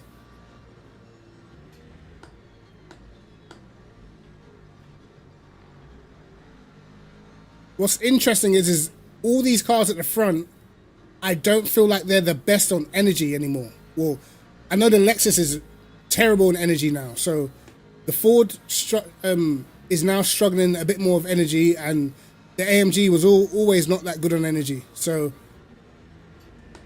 there is a chance, bro. Look, Prentice's already down to 91. Oh, Sam's gonna get done here. Uh-oh, here we go. Here we go. And he lets Prentice go. Prentice into the lead. This could be the race. If he can get free. Holy, Sam's just letting him do that. This could be the race.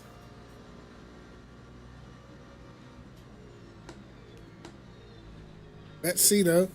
Alright, you wanna go back to the mainstream, guys? Let's have a look at the mainstream. I think Prentice is gonna start getting away. He had very good race pace from what I saw. Well. Oh, Adamu, Bins. What's going on? Because both of those in the Toyota have had issues here. Yeah, the Toyota is looking like a nightmare. 3.3 seconds. Damn. On the rear left on Adamu, so Damn. maybe he had a contact. I'm not sure about this because he managed to restart, maybe a little contact with 3 probably point. span, lost a lot of Yo, time, Emulu but, is yeah, I flying, agree with bro. you. Chill we already out. saw 3 spans from the Toyota, so maybe it's a quick car, but it's Give difficult to him a manage. chance, bro. I'll see yellow flag, and there's Iamolo's name, and that's lit up. But I don't think he's got an issue. I don't know why it's saying that, because he's continuing. Wow, with he's yellow flag absolutely. said Is he's got Yone catching him a little bit? So don't worry, Let's guys. see. Let's not He's count out Yone because gone. his race pace is They've got always 3 second insane. lead over, you know, Gaskell passed by Whitehead battle now. for the podium as Whitehead's into second place. Gaskell Already, third. the AMG What is happened suffering, to bro. the Already. Mercedes here in this one. I was going to say before he got overtaken, this is a big opportunity for Gaskell because Porco and Everson, who were ahead of him in the championship, are down in 5th and 6th. A win here will be perfect and probably be enough to put him into the lead. Well, Maybe Gaskell's is playing a percentage. He knows he doesn't have the pace, so he's trying not to battle, not to lose too much time to the cars behind. Maybe. So not ideal at all for the Brits as they make their way through Maggins and Beckett's and still losing more time. This may be a race of Whitehead, and energy you now. can see as well, Prendergast, in that Lexus has actually pulled nearly a second gap over Whitehead, so a big opportunity for him. It's getting interesting. Go for something in this race as here's Ponciardi in P10. Of course, he's trying to. So far, Prentice technically, well, he should have finished 3rd in the first race. We got a penalty. 3rd, 2nd. So is today going to be the dub? Like a shark catching his his prey. He's very pushing the limit of his Toyota right now. He needs to recover position. It's not the first time that he's in this situation during this championship. Let's have a little look at what Whitehead's doing. As you got the pace, let's have a look at the energy. Oh, we're gonna get an advert, aren't we? We're gonna get an advert. Commercial breaking pro. Get out of my face! Everything he can and do the best for him as a damage limitation for this race. Yeah, Silverstone, home track. Prentice's always faster. Don't even matter the game. Yeah, Amulu's getting away from Yone as well. Damn. Have got a yellow flag again out on track. I'm not sure who particularly for. Oh, someone binned it. No, sorry, it's Pietro Longo in 13th. Okay. There's some sort of issue in the Aston Martin. He Go back to Whitehead now. Let's see what these lot do on energy.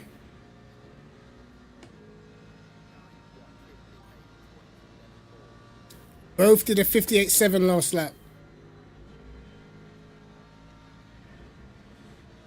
This may come down to I wasn't sure if he understood interlay or spun on the curb or something. energy or tire wear. Let's see. Remember the last race at Paul Ricard? The Lexus was rapid when it came to tire wear. If you remember. I think it was Hannah that was in the Lexus.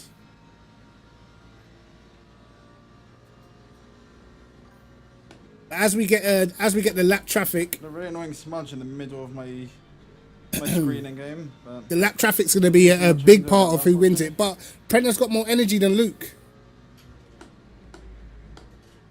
So it definitely favours him with the strategy in that.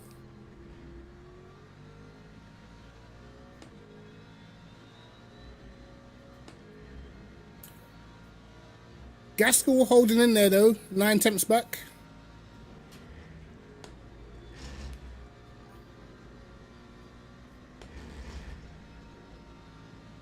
Some very good race pace at the moment from these guys.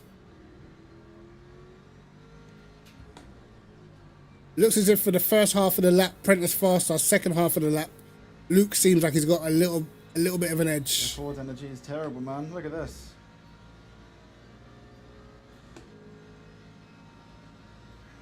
Interesting. They are starting to edge away from Gaskell just a little bit.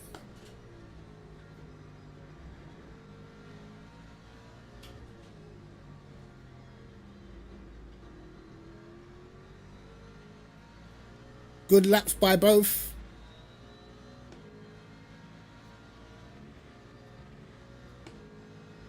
You did 58.57.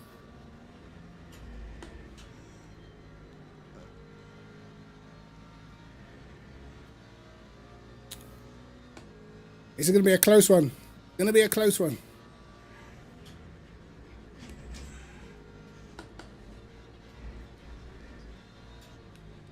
I was expecting the setup to be a bit more unstable than this, but I mean that's good. It means I can push harder, but Let's see how this one unfolds, man.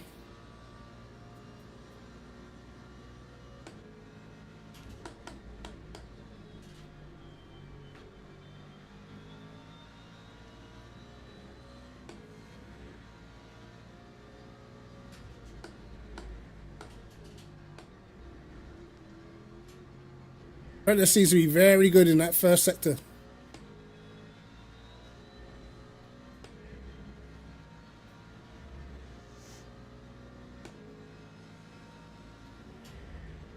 How long? What lap are we on? Lap 6. It's normally lap 7 where the hypers come through. In fact, yeah, you can already see them on the mini map just above Luke's head. They're starting to catch these guys now.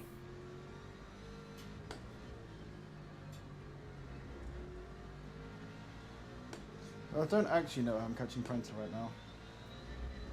Because I shouldn't be.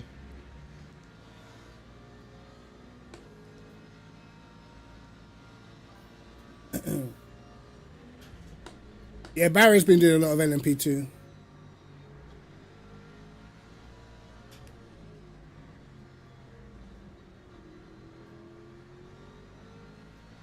Right, let's go back to the main stream for a bit.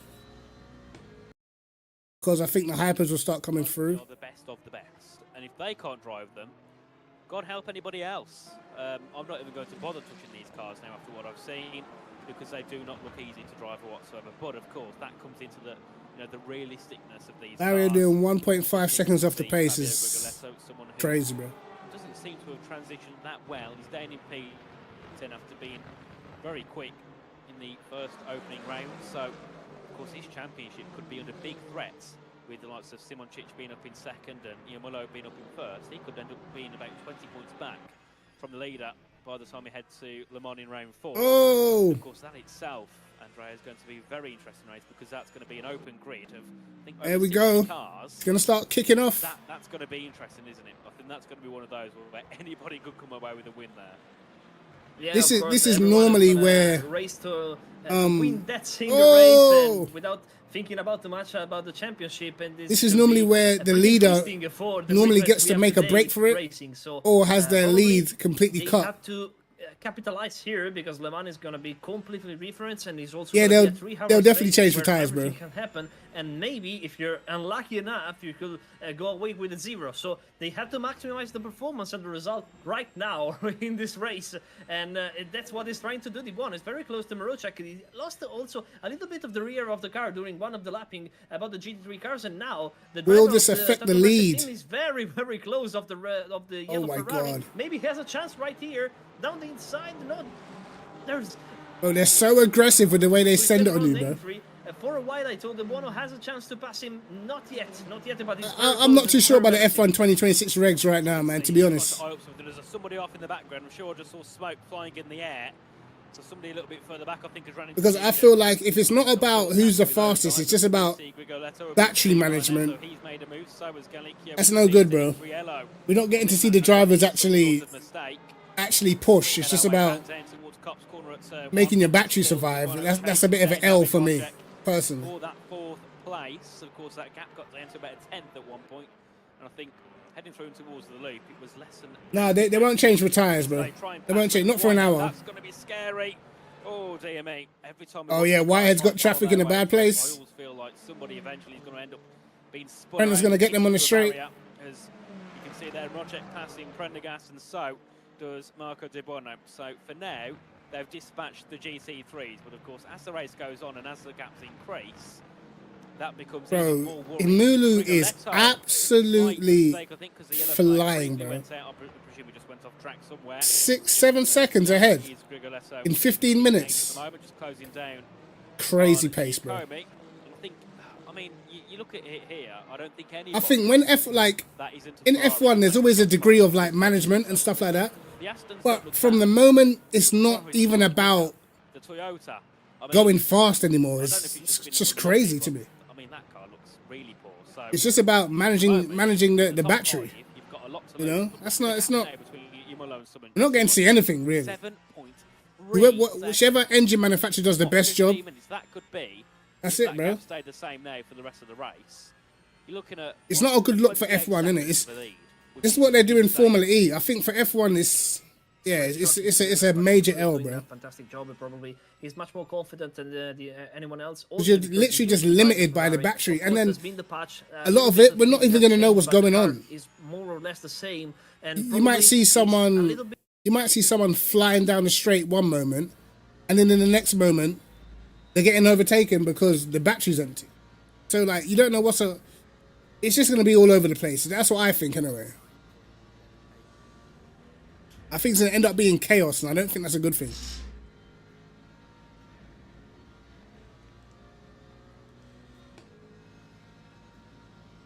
Luke's shorter on energy than Prenter now.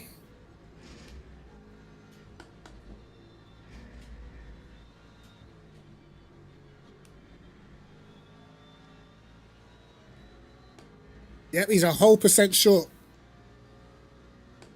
He's going to find that hard to make up without using even more energy.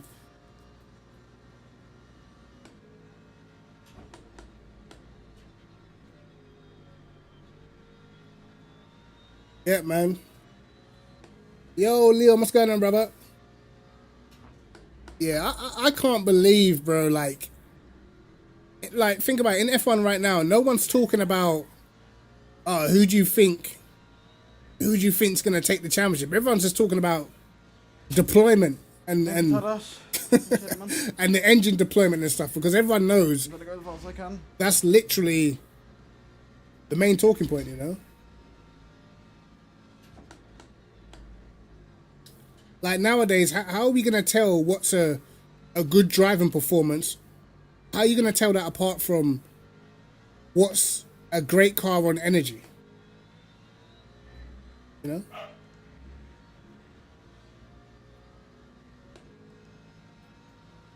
Yeah, 1% VE over Luke that's going to be pretty big, bro. Because Luke, to close the gap, he's got to use his energy.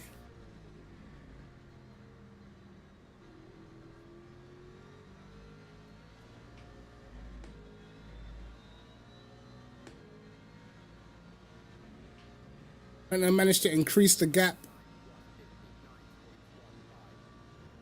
through the traffic, which is what normally happens. Like, I always say, like, you have to be like within half a second behind the car in front not to really get tripped up when you get lapped by the hypers, bro.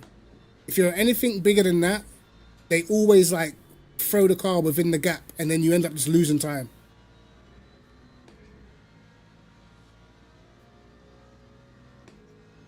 McLaren Dark Horse, I don't know. I haven't really tried the McLaren since, but going off of what happened last week in that Paul Ricard race that you lot did, Hannah in the Lexus, bro, his tyre wear was incredible. But I feel like the Lexus is still super strong on tyres right now.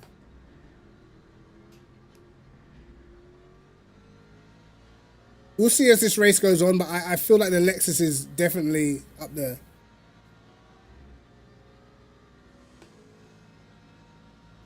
Predator's going to get this car in a rough place because the car understeers here, so it's easy to have contact, but should be decent.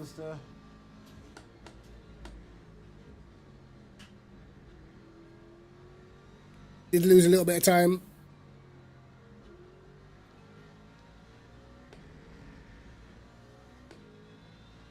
This car's getting understeery now. I'm a little bit surprised because they set it up to be oversteery, but for some reason it's a lot more understeery than it was in practice. It's a shame. This is the race right here, but I don't think Gaskell's quite got the pace to hang on.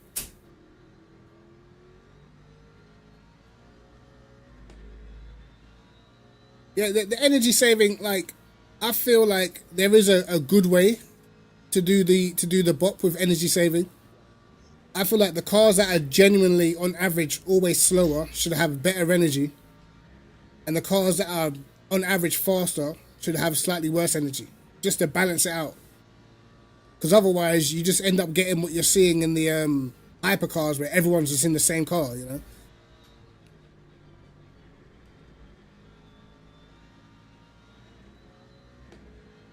But really, the energy really it's just BOP anyway. Technically, it's technically just BOP. Bro, you should have seen the Ford at Brazil last week, bro. Yo, up the hill, and these were like almost on max wing as well. Thing was a joke. Off the start line, everything. It's got the acceleration of the BMW, if not even a bit quicker. That was sketchy. Oh, he's 2% down now. Yeah, he's. If Prenda doesn't make a mistake, has a good pit stop, does everything solid. I don't see how Luke beats him, bro. Let's go back to the mainstream for a bit. 6 seconds now, so I think that could be over in terms of, well, at least for now, in terms of catching up before a podium. Bro, Emulu's gone. 7.5 seconds it has been. He's brilliant gone. By Dario Imolo, and I don't think anybody has any chance of catching up to him unless he makes a mistake, and it would be a major mistake needed. Yeah, you need to grind, bro. Of course, Ferrari Esports, I think by looking at this performance, won't be too disappointed at all of signing Dario in the last couple of weeks. Yeah, I hear that. Fischiani and Ethan Faulkner having a battle. This is for P6 on circuit. Bro, Mulu is. I cannot believe he's cooking like this, bro. It was more a matter of time before Faulkner would catch up and potentially make it a Ferrari 1, 2, 3, 4, 5, 6. You finish exams, nice. BOP drops tomorrow with a new balance, so it's not going to be easy. or the adjusted BOP. See how much time. It's probably the right time to jump on anyway. To pass Trishani, that he's still doing an amazing race. He had a very good start, and he's literally since lap 1 that he's in P6. Is defending like a lion. Of course, as you say, probably it's going to be a matter of time, but he's absolutely fully giving gone. everything to get his best results as possible, and he's now Not the back to the best 20th, known dang. Ferrari car. So hats off also to him. You're gonna Let's come see back and be a Faulkner rookie. is going to eat him alive, or he's You're gonna have the rookie badge. We'll have to wait and see. We'll keep an eye on what goes on as Faulkner's bringing that gap down. Of course, they'll be catching up to some of the GT, to some of the. Biden in hypercars 12th, man. What the pretty hell? soon. Excuse him. They make their way through on Thomas Schleiden, I believe, and now can continue up the road. And of course, Faulkner will be helped out by a few GT3s in the way, whereas Fischiani certainly will not. As here's a battle for 4th between Alexandre Lay and Leonardo Porco as they make their way through. Porco, the best of the Porsches. Club. Of course, Porco in 5th in that. Look at Everson, who's been super strong so far this season. That Lambo is cooked, bro. It is finished. I mean, Gaskell's now 2.5 seconds back, so I'm starting to think, is it something to do with a fuel tank potentially, and they're having to lift and coast a little bit more? Maybe could be, because the most of the drivers are managing to finish the race without stop, but at the same time they're, I think, more on the same strategy. So probably maybe Mercedes, they need to lift a little bit more to get to the checkered flag, and this is not helping. Of course, Gaskell, but at the same time, it's not helping Lay. I've got NATO military exercise there. What, you're gonna be doing pull-ups? And the driver, the winner of the previous round, is You're saying pull-ups and dips and squats and that. Porsche is not that fast on the main straight, but look how quick it is in the corners. It is a very difficult and frustrating situation for Porco, but Lay knows this. Nah, man, you gotta do what you gotta do, bro. Probably making a little bit of Lyco to stay ahead in P4. Let's see if Leonardo could manage something to get at least another position, because Iverson is just behind of his back.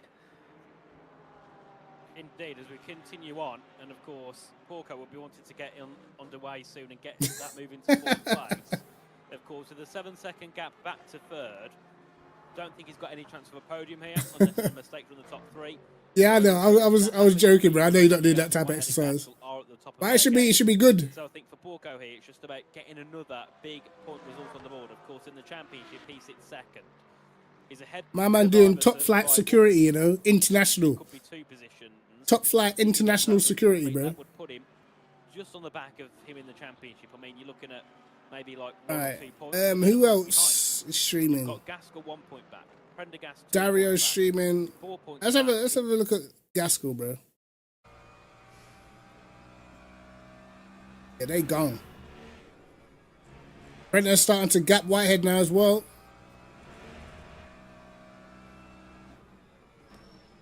But you know, if Gaskell can stay close to Whitehead, he's got more energy as well.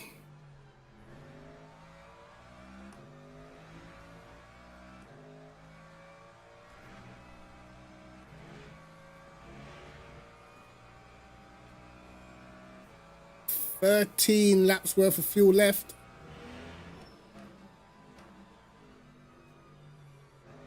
They're definitely going to have to stop. They're definitely pitting. You see, like what I'm seeing here is that the Ford is definitely rapid, and for what I've seen, the Ford's been. What I've seen, the Ford's been rapid at a lot of tracks, but they've killed it in virtual energy. So, No, yeah, Chief. you know what I mean? You're going to be struggling. You can be fast in the race, but you're going to be struggling. But Prenter does a 58.8 at this stage. He's absolutely flying, lads. I think he's going away. Give me a nice first hour. Just like Amulu's absolutely, bro. Amulu has checked out, bro. It is not even fair. 1.9 seconds the gap, 2% more energy than Luke. About to get an advert. Absolutely brilliant. Absolutely brilliant. Slow down. Fucking stop, bro. Where is this car? It just did not want to stop. I said MIA with the Norwegian things, yeah? Yes. I bet you will be, bro.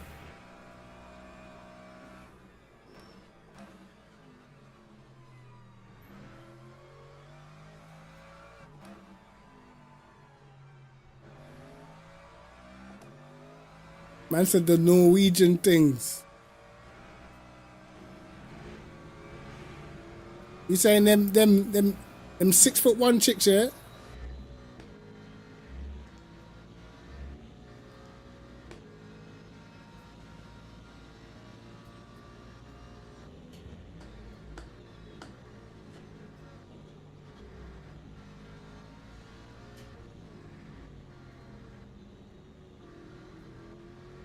So far, Prenter's getting the traffic in very nice places, bro.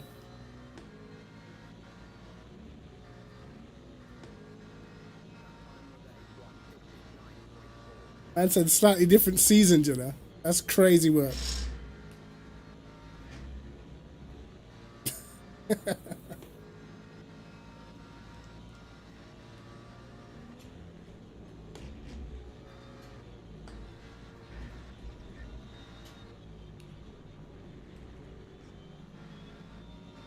Ooh, Fair play, Marco. That was big balls, that was. God damn. that was close, bro. Damn. Is he going to send it on Prenter here as well? No, he waits behind him.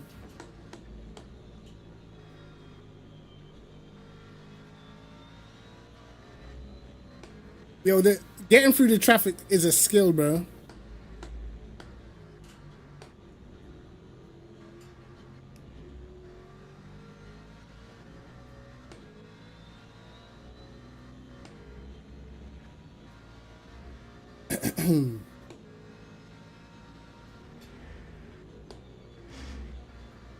Yeah, Prenter's pace is looking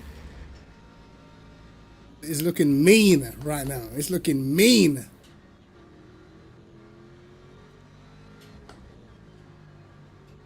These three really have checked out from the rest of the field, man.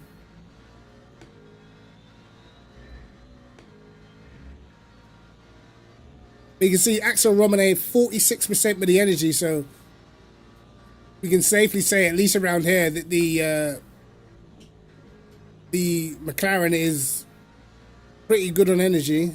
Also, the Lambo's doing pretty well as well. How bad the virtual energy is in this car. I hope one of the LMU devs or something is watching, because this needs to be fixed, man. Like, this is... Is this guy serious? Like 2% worse after half an hour, when neither of us are lifting coasting. Is this guy serious, bro? Ridiculous. Absolutely ridiculous. Like, it renders his car useless in a lot of scenarios. Bro, I can't believe what Luke's saying Yeah, right I mean, now, I bro. also knew the energy would be bad. Oh, Like, mate. I don't know, like, the Lexus was doing 4.05 a lap, though. Bro. Yo, Luke's funny, bro. If he doesn't have... I mean, the Lexus I was testing yesterday did 3.78, which was 0.14 Bro, better than the Ford was doing. if this guy don't have the Ford was fastest doing car 3.9 to with the 1.1, best energy, and the Lexus was doing 4.78. bro, it's a problem. Same lap time, so it doesn't seem fair, no? Let's be honest, bro. Like, I watched the Mercedes have the worst energy for I did months. a 7.8 lap run, and I was 3.81 average. You know what I mean? The AMG was bad on energy for months. The Lexus isn't even good on energy, bro. Look, it's still down on some of the other cars. No? I mean, also, Kamal, I mean, Prenta's putting away from me, and he's not lifting and coasting, and he's got better energy by almost 2%. Like, your numbers don't add up. Bro. I'm not calling you a liar or anything, but just when I tested it last night, I did 3.78. Listen, all I know, lads, all I know, yeah, is and this car I watched Prenta doing practice. He was doing 58s lifting and coasting, bro. So I bet you when he goes to watch the replay, he's going to see Prenta lifting and coasting. I don't see it. But to the level of Lyco Prenta's lifting and coasting, bro. No. Oh, mate. This is hilarious to me. As I say, I'll try it again tomorrow, but when I drove it yesterday, I did 7-8 laps. Brooke and I'm trying to think who else was in VC at the time when I was driving it. They can attest to that because that was what it showed on Tiny Pedal and it's what it showed in game. Brother. Showed the exact same in Tiny Pedal as it did in game. This is funny to me because I've seen Prenta do practice and I've seen him doing lifting coast. Porsche got 3. I know that he's lifting coasted. Do you know what I'm saying? 3.85 full push. This is funny. 3.83 full push. Oh, mate. I got 3.78. All of them were in the same conditions, same quality fuel. They were all running 6 laps of energy or 7 laps of energy. All in the same exact same running program on quality fuel. And that was the difference. You can't tell me the Lexus only has broken energy. You know, like, you can't tell me the Lexus is magically 0.2% wrong in game versus what it's actually consuming, whereas every other car is fine. Bro, this is funny, bro. This is what defeat does to you, bro. And again, it's been 17 laps, I think, or 15. Well, when we were at 15 laps, it was a 1.5% deficit. And when I practiced, 0.1% was the difference. That all seems to add up in my head. I think the problem for Luke, the problem what Luke's having right now is he thinks that Prenta's not lifting and coasting. Indeed, because he again, is. like, this car is not bad. Don't get me wrong. Like, but I'm now just seeing how good the Lexus drop is. Like, he's just gapping me. Yeah, I'm yapping, but I'm not driving badly. Yeah, this is funny to me. Lexus right now is busted. Man said this butt now, stop. Bro, yo, I can't, bro. Man said it is busted because he's losing. Stop it. As I said, I did 2 quali runs yesterday, surpassed my Ford's quali pace at peak. After practicing for 3 days in the Ford, I beat that time in 2 runs in the Lexus. You should have picked it then, mate. Why'd you pick it then? So no one is going to convince me otherwise. Like, I know what I found, and I know what I experienced, so. Bro, this is what I don't get. This is what I don't get. If you felt that strongly about the Lexus being so fast, why didn't you pick it, mate? Do you know what I mean? You should have picked it then. For real. Prenta is the big daddy. Prenta is the godfather of sim racing. Oh, God. Man is sounding very bitter still. To be honest, as I said, I was more than like proud to actually be keeping with him at the start. I knew eventually I knew it wouldn't last. Brother, I don't know, innit? But again, I think if we get P2, I'd be happy with that. Don't know, mate. I mean, let's have a little look. Let's go on board with Sam. Go on board with Sam Gaskell.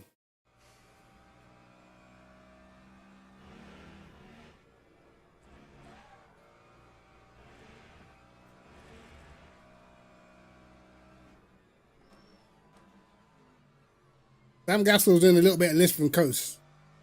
I think the problem is that Whitehead's not doing any lift and coast. Yo, Matthew, what's going on, bro? Basically, Whitehead was yapping about the Lexus is broken now. He said the Lexus is broken.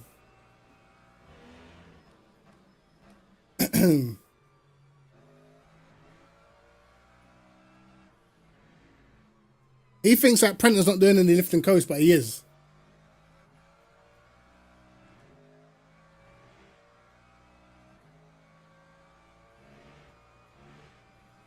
Yeah, this is a league race, TATUM ResTech. It's on Twitch. Let's go to back to the main stream, actually. It's still an advert. Oh my god, bro. How long are their adverts, bro? Allow it.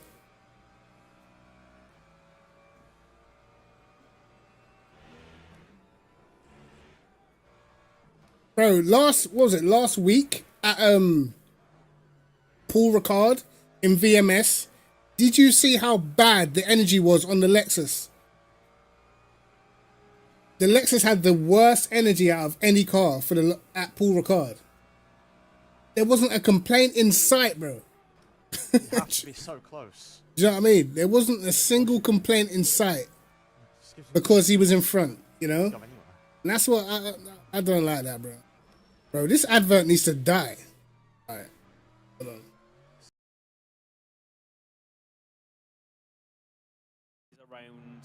We could even go back and look at because I think Hannah was in the Lexus. The energy was terrible. Car performance here, as of course here's Dario Imolo, our leader.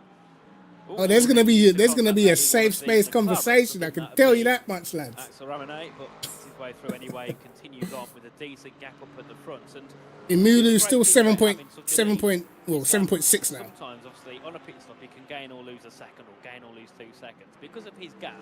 All Prenter's got to do is be safe into the pit lane, and he's good. Because of the gap he's got ahead, he could wait another 2 laps and still come out in the lead. So this is kind of a bit of a, we can probably Imulu's most impressive performance, yeah, he's in a very confident situation. Yeah, Prenter's cooking, man. Absolutely dominating this race. He's so much quicker than anyone else, and he's living a favorite race for him. And yeah, this is going to be a help a lot, especially if he needs to pit, as he said. I think he managed. He can also Imulu's have just before restart. doing the most, 7 man. seconds leads. Even if you want to do everything calm to not risk anything, you will come out of the pit lane probably at least 4 seconds still. So, and you managed to rebuild that gap. Leiden has caught Scalvini. Under control. A perfect race right now for Dario Imolo. Certainly, as he is Scalvini. I'm not. For P11 in Bro, the GT. listen, don't get me wrong. Luke is a quality driver, bro, but 30-odd seconds back whenever you don't win, it's just the same thing, bro. top 10, so Pure excuses, bro. Sometimes someone just did a better job, man. back up towards the top. Not that deep. At the moment, that's looking It's not that deep. unlikely. You know what I mean? As of course, one thing we saw earlier, I didn't notice, is that Valentin Barriere is out of the race, DNF'd down at the bottom. I didn't see that one pop up, but not good at all for Valentin, as he is Thomas Leiden now on the watching the back. Look at these Scalvini, graphics. I'm loving this. looking for a big chance in towards Copse corner to go for the move. To go into 11th place, it's up the inside here for the Mercedes on the Porsche. Who's going to get the better of who? Oh, beautiful, beautiful, beautiful. You did see that. We like those ones. We like those ones, Leiden. That was nice. But there was no way he could do that, and now it's a move done for Scalvini, as that's going to be one of the. Let's go back on Luke. I know we're going to start crashing out in a minute, bro. And luckily, he didn't get into any contact. Everything went fine about the lapping. Let's have a little look. By Tom Leiden that managed to recover to at least the 10th place in a difficult race for him. It's one of the drivers that we have a double nationality here. 29 years old, Polish and British. No, the Ford's been nerfed on VE. But the Ford's fast, like most tracks now. So, like, I don't get why he's complaining so much, bro. Very, very good overtake. Like, let's be honest, the VE is give and take. You know, afterwards we'll go back onto the VMS race, and you'll see how bad the VE was on the Lexus at Paul Ricard. Struggling a know little what I mean? bit right now with the lapsed cars, and with the fact that he's been 41 minutes behind the back of the Mercedes of late. Yeah, he's been stuck there, hasn't he, in fifth place? And of course, eventually, when you're stuck behind a slower car, the quicker cars behind will catch up. Right. Bro, what? Hurry up. It's like if I go off the page, it resets the advert or something. Some moves, so not looking good at all for Lawrence Everson, who was dominant in Qatar, was decent in Spa. And then I mean, in the grand scheme of things, I don't think he's doing that bad here, but when you're a championship leader... It really does, I was about to say. Sorry, 15 seconds. Okay. Honestly, don't think we were ever winning this race, but I was just kind of hoping that we would, you know, be close enough to him, or that he would spin, or something would happen, but it didn't. So it was just pure hopium, I'm afraid. Completely self-inflicted. Well,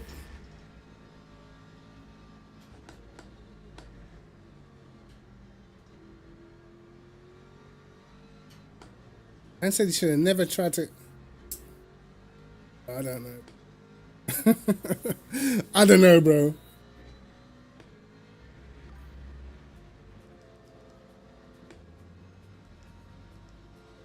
Thank you, SMK, for the follow. Appreciate it. From what I saw last week, bro, the Ford looked like it was pretty good at Paul Ricard. You know what I mean? There was no complaints, bro. No. It wasn't the best on energy, but it was better than the Lexus on energy.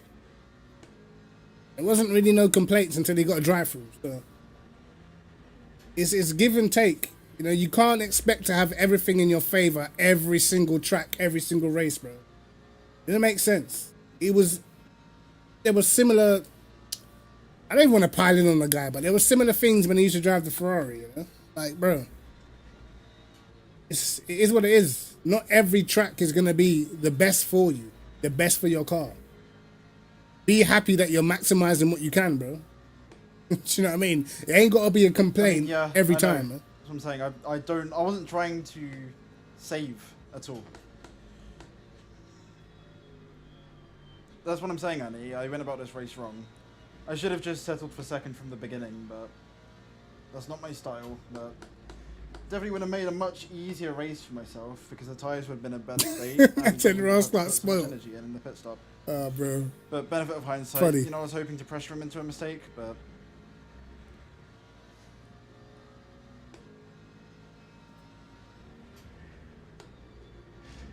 ultimately it does not matter now. Yeah, you know a savage, bro. I say he doesn't know about my goat. Do you know what, bro? I'll be honest, bro. I feel like a lot of these lot, Turn, you boat. they either just don't like losing to Prenter, or they try not to rate him. You know what I mean? And I don't get that, because since the beginning of the game, he's been one of the fastest, bro. So I don't get why, you know, they're trying to act like it's like you can't lose to Prenter or something. Do you know what I mean? He's literally, since the beginning, or particularly since the GT3s came out, he's been one of the quickest, bro. It's not like, this is not a surprise to anybody. It's not like he didn't win the first season of VMS. You know, like, he's been up there the whole entire time, so I don't know, it's just crazy, bro. Yeah, Prenter's fast, man. Like, it is what it is, bro. And if it does come to particularly a track that one is very good at, two, the car's good here, no one's denying that the Lexus is good, is going to be hard to beat him, isn't it? Like, it's just what it is, bro. I mean, considering it looks purposeful, honey, I think you should probably care, no? Man's getting the LH treatment.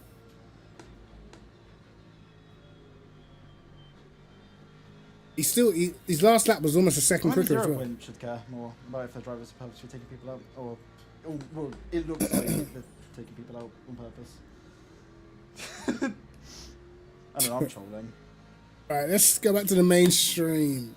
I'm trolling, honey. I'm rage baiting. You're good. Just 15 minutes remaining. He just managed to get at least a couple of points to not be in this situation, Hey. this exact situation, but Yo, it probably GMD, was say it louder, really, brother. really fighting with a car. And, You the car understand drove this that? time, You and luckily understand? for him, You it's understand, gonna bro? cost him a lot of points. What you just said, you because totally Simoncic get isn't it, in bro. a good place. Walsingham is gonna recover. Notek is gonna recover. Yamula is gonna recover. So You know? it's a very critical mistake for You him. totally for the rest understand, of the bro. championship. Big point lost for Grigoletto now. That's probably. It's gonna lose. Oh, is Grigoletto It's retired? gonna be at least more than 20 points far Simoncic at the end of this race. So very complicated. Oh, Grigoletto's for him cooked, now bro. to fight Out for for the. fourth. There's Slay, and Slay's looking to make the move, but of course. No, Prenter's not CDA. Prenter's down towards Brooklyn's corner, and these three. Prenter's got his own thing going on. All race long.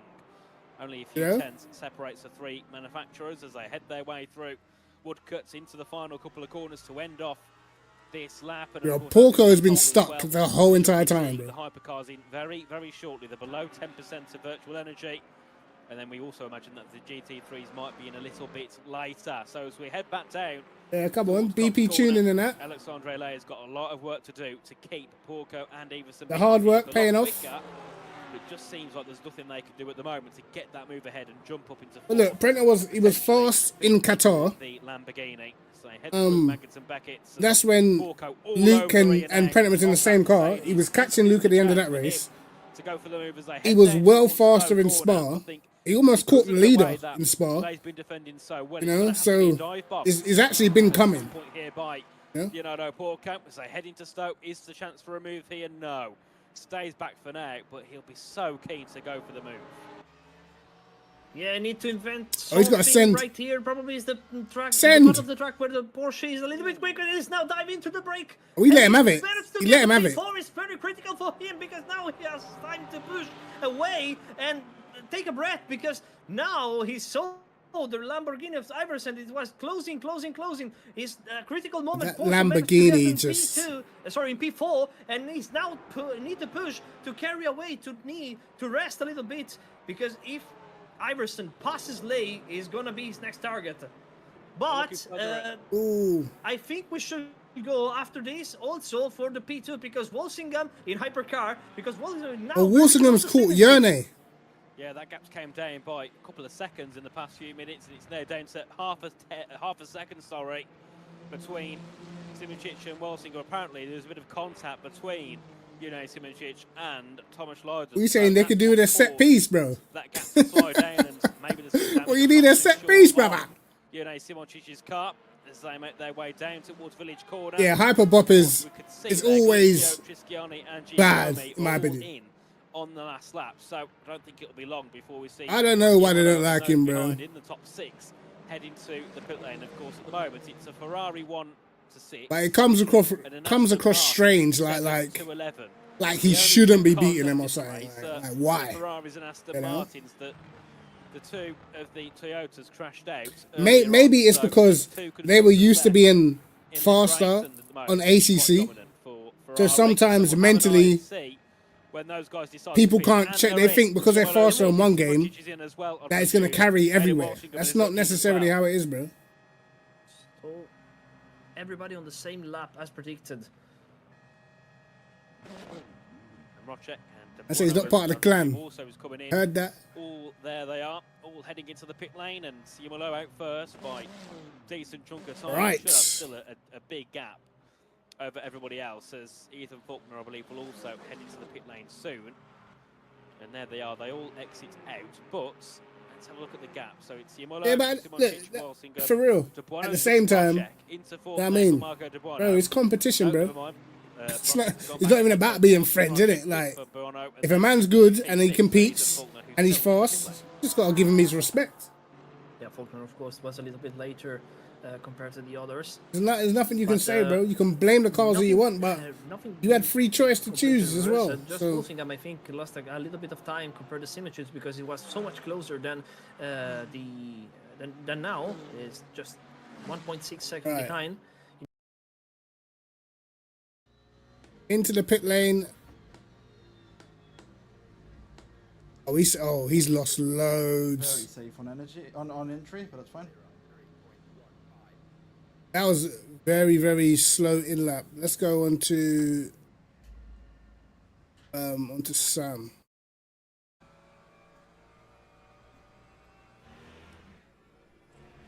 Sam's done pretty well on energy as well, you know.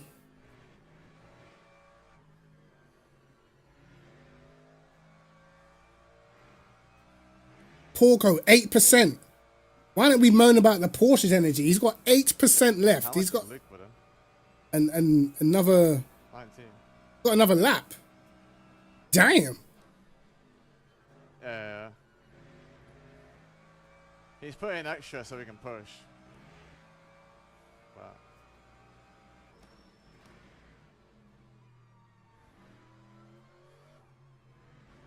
I swear, whenever there was a I'm gonna go 20. whenever I'm there gonna catch him on tires anyway. I'm not sure. whenever there was a hour-long race, I'm sure it was always around about 23% virtual energy you needed. If I can remember rightly. Lambo 7%. Yeah, those cars are good on energy, bro.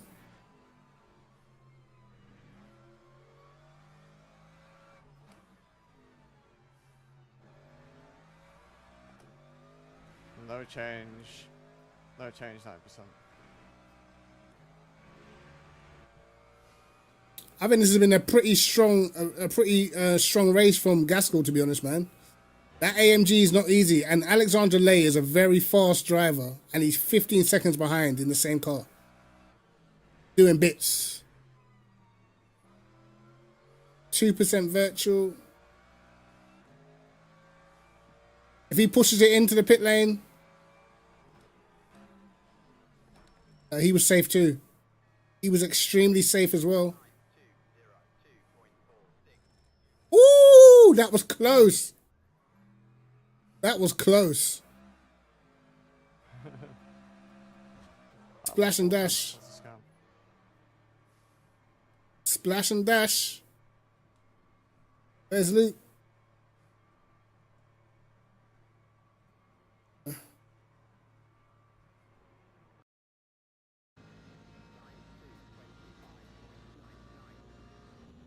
Yeah, Luke's got him. Close though. Oh, he's very close. Damn.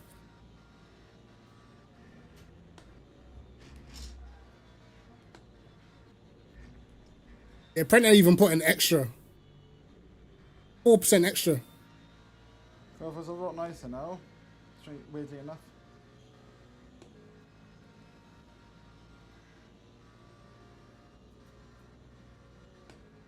Okay, this might be the fight, lads, for second. And the thing is, trying to overtake him is going to be very annoying. Just throttle him off track. Alright, this is the battle.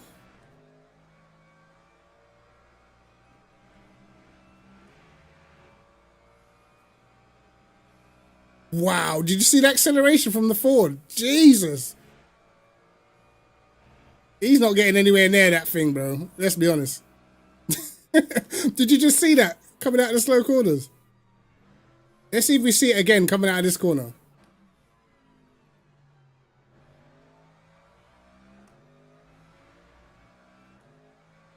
Bro.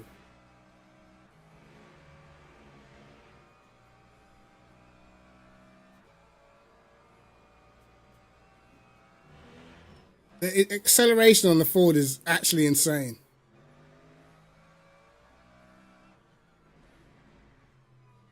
I think with racing, right, there's cars that are like great in quality, maybe like the Porsche and stuff like that, but then there's cars that are just better to race with. You know, if you've got a car that's extremely hard to overtake, it's just better in race situations because if you know how to park the car in the middle of the track, there's not much you can do. Luke's gonna get held up here, I think.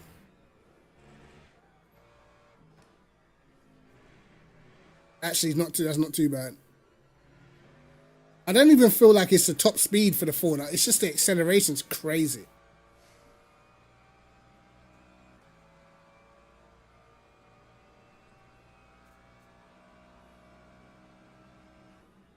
Let's see what Gaskell does, man.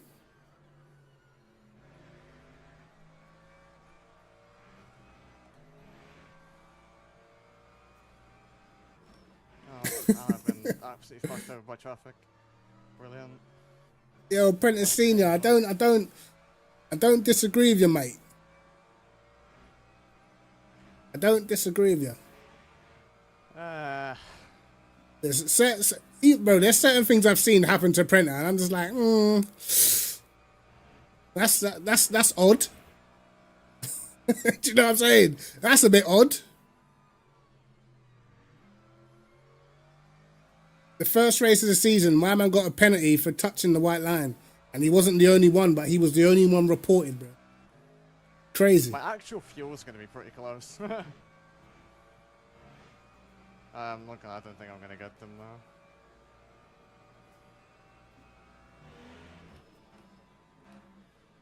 You would think if like if a few people had touched the white line, which means a penalty, you'd think that whoever's reporting these people would report everyone, but seem to single a man out for some reason. I don't think I'll manage to save. I'll get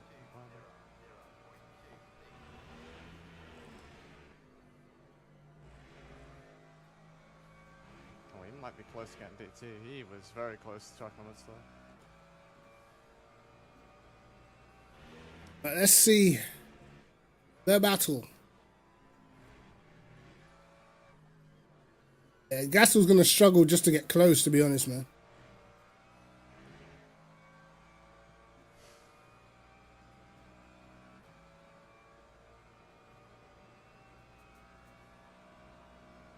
Alexander Lay passed by both of Porco and Everson.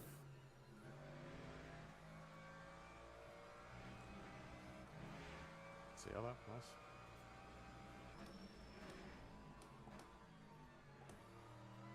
AMG's pretty. Looks like he's pretty solid on the brakes, man. I think it's a. Slow speed, bro. I can't keep up. I think it's a good thing that the track limits are getting relaxed, because they're super strict right now. Lay short on VE. Oh, he's hella short, bro. What was he thinking?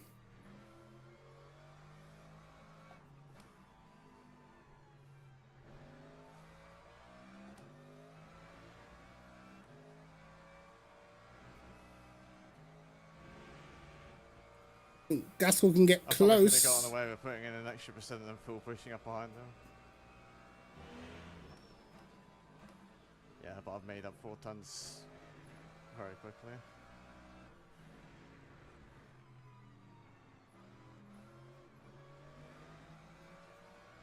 If Gaskell fighted, if he fought harder for position earlier on in the race, we'd have made his job easier right now.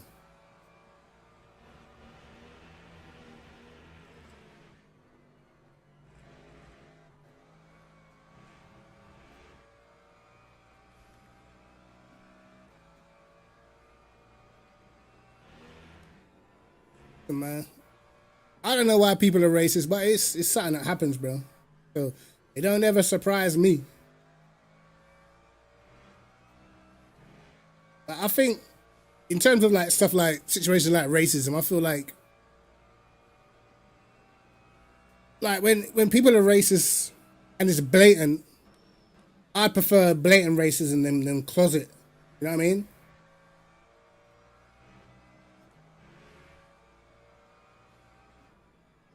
At least when it's blatant, you know what you're dealing with. Gaskell is catching, but I don't think you can do nothing about it. Like, I don't think you can do anything about it, mate. Look at the acceleration. It's too much. He's going to have to send it on the brake somewhere, and I know Luke's just going to turn in, so.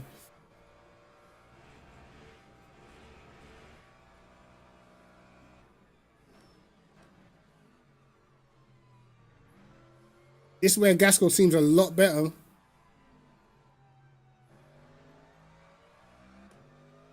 He probably could have sent that there on a late one.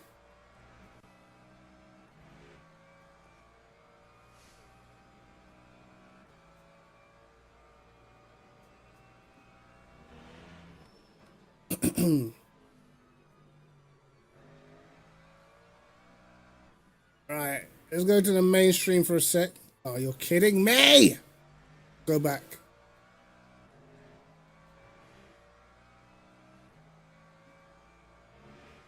The wheels overly. Oh, he's gonna get traffic at the wrong. No, oh, he got allowed around the outside there. No, you're gonna go on the outside. Oh my god. Yeah, that's cooked his opportunity, bro. That's...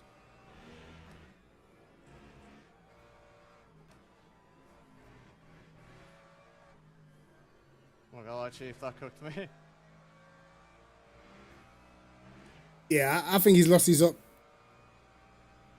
Commercial break in progress. Can you stop? Damn. Now, I think these are friends as well, so I doubt he'll do it.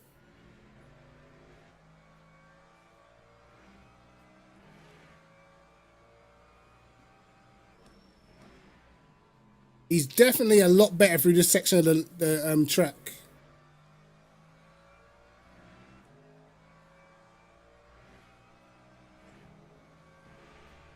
That Ford on acceleration is just... There's levels, brother.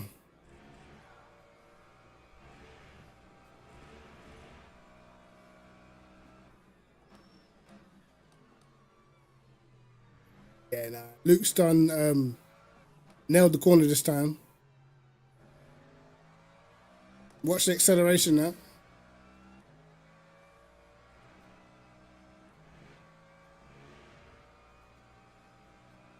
Yeah, I'm using ad blockers because they wind me up. Yeah, it's... Oh my god, bravo. Okay, we've missed the winner of the main race, I guess. Well, I'm pretty sure it's just Emulu because he was destroying it. You too, Luke. Prenna wins, gets the dub. Had a chance, but I had too little energy to really go for a move without getting. All right, let's try to go to the mainstream, bro. Gonna have to wait for this ad. Can't believe the ad doesn't start if you're not clicked on the page, bro. Come on, man. 18 seconds is staring at the screen is diabolical. Oh, me too much. GG. Oh, why is it pausing at 18? Come on. What are these ads, bro? Fake. Oh my god. Oh, GG's the printer. I don't. You can turn this down. Oh no, they told he us. missed his... Yeah. Oh dear me. So he must have made a miscalculation with the pit stop. Yeah, that's not the first time we saw in this championship such a thing, but it's always heartbreaking because he fight like a lion during all the race to keep that P4. That it wouldn't end up with the P6, but of course. Is there any prizes? I think there's a cash prize at the end. He's gonna be destroyed about Think this. for this So one. sorry. So feel sorry for him. Yeah, not gonna be happy with that at all. He's Yeah, Prenna destroyed it, man. To scoring no points. But Walsingham on the podium as well. Of course, it's Dario Imolo who took the win there. 35 laps of racing and a well. Yeah, look at that. BOP is broken, bro. In second, of course, extending that gap in the championship lead ahead of Aidan Walsingham in third to round off the podium. Then it was David Marchek in fourth ahead of Marco De Buono. Yeah, Chrome's pretty slow. Faulkner in sixth ahead of Trisciani seventh, Giacomi eighth, Galicchio ninth, and then Longo the top 10. And then looking onto the second page, of course, we did then have Riello, who I thought retired. I guess he didn't. So, of course, What a race! What a race! Fabio Grigoletto. I had a feeling once Prenna got into the lead, it was going to be over with. Then it's over to GT3s. It was Kieran Prendergast that took the win there ahead of Luke Whitehead in second and Gaskell rounding off that podium. Yeah, he dropped. He didn't have enough energy, did he? So he probably had to go into major saving. Niels and Ippolito, the top eights. And then the final page, we see Thomas Schleiden and Alexandre Lang. Yeah, I thought of going to that browser called Brave. And then, of course, your other retirees being Grigoletto, Ponciardi, Ballier, Adamu. But I know that Chrome uses a lot of resources, bro. A lot. What a race for the Toyotas, who just didn't go well at all, did it? Yeah, I'm pretty shocked about the Toyota performance. Of course, we expect a closer fight, especially because of the quality of the drivers that were on that car, but especially Grigoletto. I don't know what happened to Grigoletto, bro. If you if you see the time, but he did so many mistakes and No, errors. I'm not. I don't really like Now, since the Firefox. moment the car didn't save it, it was impossible to keep on the current track. 3 spins, one crash. It's been a nightmare of a race for him, and I will hope for Fabio that is a matter of setup, because if a matter of the car, he probably Bro, spent very bad why did decisions. And Fabio Grigoletto looks pick pretty the pretty Toyota, fast. man? Maybe it's only for Silverstone because Le Mans is a completely different track. But of course, right now, looks the 499P is the right choice to do. Indeed. And we'll now have some I rally don't know. review I from don't even Dominic think with that's. Dragon Is that first. even a kitchen, Race or is it winner like of a? the Hypercar class being I don't decided know. by Imola. If Andre, you want to have a quick chat with the Italian. Of course. Dario, Dario, the hi. deep voice guy. You prefer in Italian? Maybe I'll translate or English as you wish. Um, I don't know. You tell me. It's no difference for me. We can do in Italian. We can do in English. Okay, Up okay. to you. So we go in English. So we're Okay. I avoid to translate. We get some more time. Uh, Dominant performance, an amazing race. You must be very proud of what you did today. And yeah, look from Yeah, outside, Brave's everything decent. easy for you. You look every time in control of the race without any hesitation. You push when you need to push. You manage when you need to manage. How? The question is how Okay. you managed to have such a good performance. What was the difference? Of course, maybe you will tell us about also of the patch that's changed a lot compared to Spa. But Yeah, you've been Prentice well PR very trained, bro. quicker than also other Ferraris. So what was the secret? That's what I'm waiting for his interview. Yeah. I mean, nice question. I guess everyone is wondering, Nah, I've never but tried Samsung I browser. I was kind of confident of my pace in quali. But I'm happy because did my PB in the official session, even because I felt like there was a lot of grip. So it's very nice when you see something like that. In the race, I prepared my own strategy. I saw the mediums were working. And not gonna lie, when I saw everyone on the hearts in the left side, I kind of make some question about myself if I was actually in the right strategy or not. I surely knew that at least in the starts will be an advantage because Oh, so he was on full mediums, and most of the grid definitely was quicker on than them. mediums and But hards. That's why he then was I so saw my much pace was faster. kind of very good in the Interesting. first laps, but I was kind of waiting for when the crossover switch. Said the roadman So interview I after. was wondering when the halts were actually faster than the mediums. Things probably happened just in the last, I don't know, 20 minutes. So luckily for me, I had a very good pace. To be fair, probably I will need to test more the hearts to see if this actually was good things. But I'm Let me very very happy because move my had a Discord bit over of here. unlucky races and a bit of bad race from myself. But it's nice to be back with a win like that. That's that's the payback for the unlucky race in Spa probably. And yeah, massive congratulations because it's been such a dominant performance. And yeah, probably you know to Joe work out a Rogan. little bit on the hard Yeah, times because Le my Mans mate next Carl race uses is going to be Brave as 3 well. hours long, and it's going to be probably a completely different story. But the question that I have for you is: do you think the Ferrari is going to be the car to beat as well in Le Mans? Nice question. I don't know. I also have a question about. I'm not really sure if we're gonna see the same BOP for the next race, but let's say right now the Ferrari is definitely one of the fastest in the track. So if things doesn't change, probably yes, but let's see.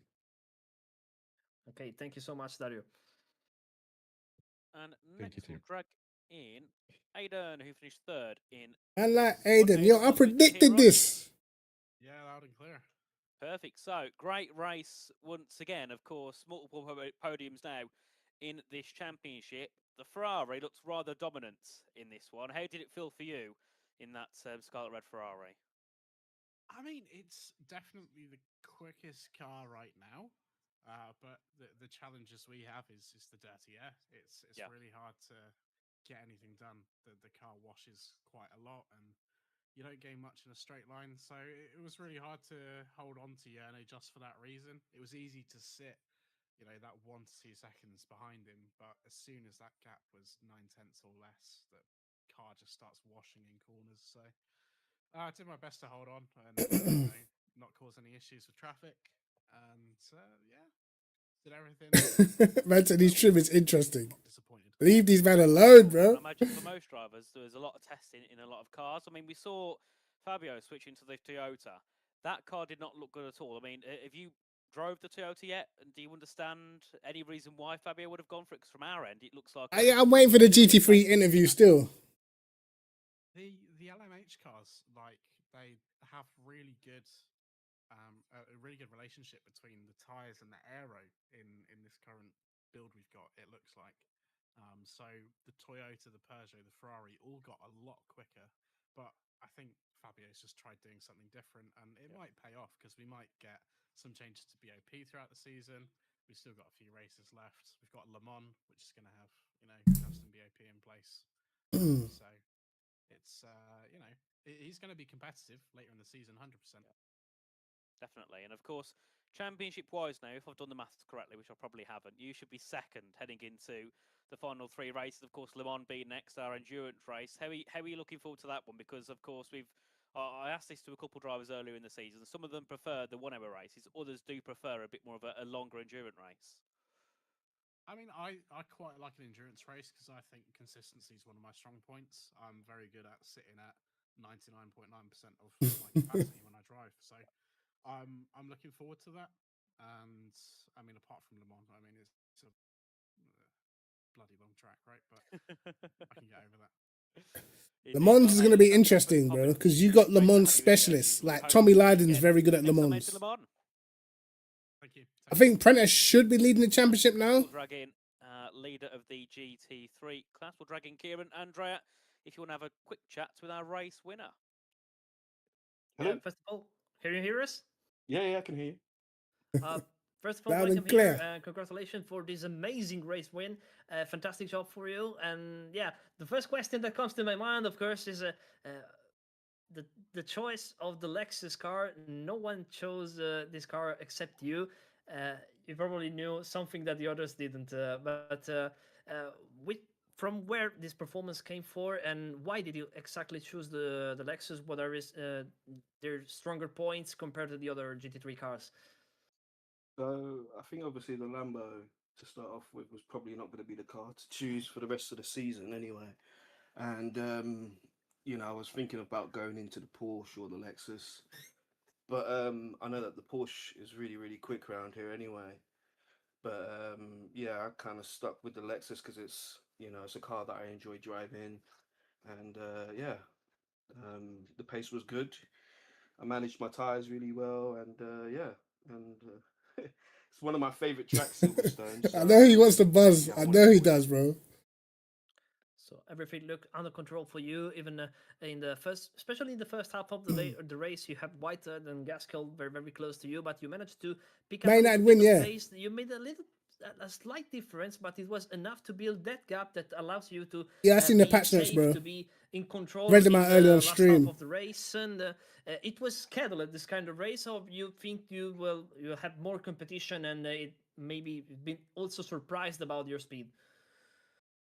So I just think obviously I managed the tires really well throughout the race. I was lifting, coasting Benjamin as well because I knew that Tesco, yeah. obviously pushing for 25 laps or 26 laps um, would have cost me sort of midway through the race as well. So I was just taking it easy, looking after the car, and going for Man the said, win. taking it easy, he's buzzing. Okay, thank you so much. And last question before you go. Do you think fuel saving and tire management will be crucial as well in a three-harvest race in Le Mans, or maybe because of that time you maybe will be allowed to push a little bit more? I think obviously tire. I think obviously lift and coasting is quite key on LMU as well, and when you do it right, then obviously there's a lot of time to be gained. So going into Le Mans, it'll be a similar sort of strategy. It's another good track for me as well, so we're gonna see how we do there. Okay, thank you and congratulations again for this amazing victory, Prendergast, the race winner of the GT3 class here in Silverstone. And next, we'll drag in Luke Whitehead, There P2 we go. in this race. Luke, welcome in. Can you hear Media us? trained, you know. Hello, loud and clear. Perfect. So after the demise in Spa of finishing in P7, it's another podium here in Silverstone. Of course, taking your free token as well going into the Mustang. What was the thoughts behind switching from the Lamborghini? Yeah, well, first off, good evening, everyone. Hope you're all doing well. Hope you enjoyed the race. It looked pretty entertaining. Well, to put it quite bluntly, I hated driving the Lambo. I hated every second of it. And I picked it purely because it was fast. And in hindsight, I shouldn't have done that because I just didn't enjoy my time. I didn't perform well because I wasn't happy with how the car drove. And I just ended up basically clutching at straws the whole time. So I basically decided to go with the Ford because I like it, and it's competitive enough compared to everything else. It still has its downfalls, like it's terrible on energy. I've just found out, which is fun. Just found that out today, so that's a new learning.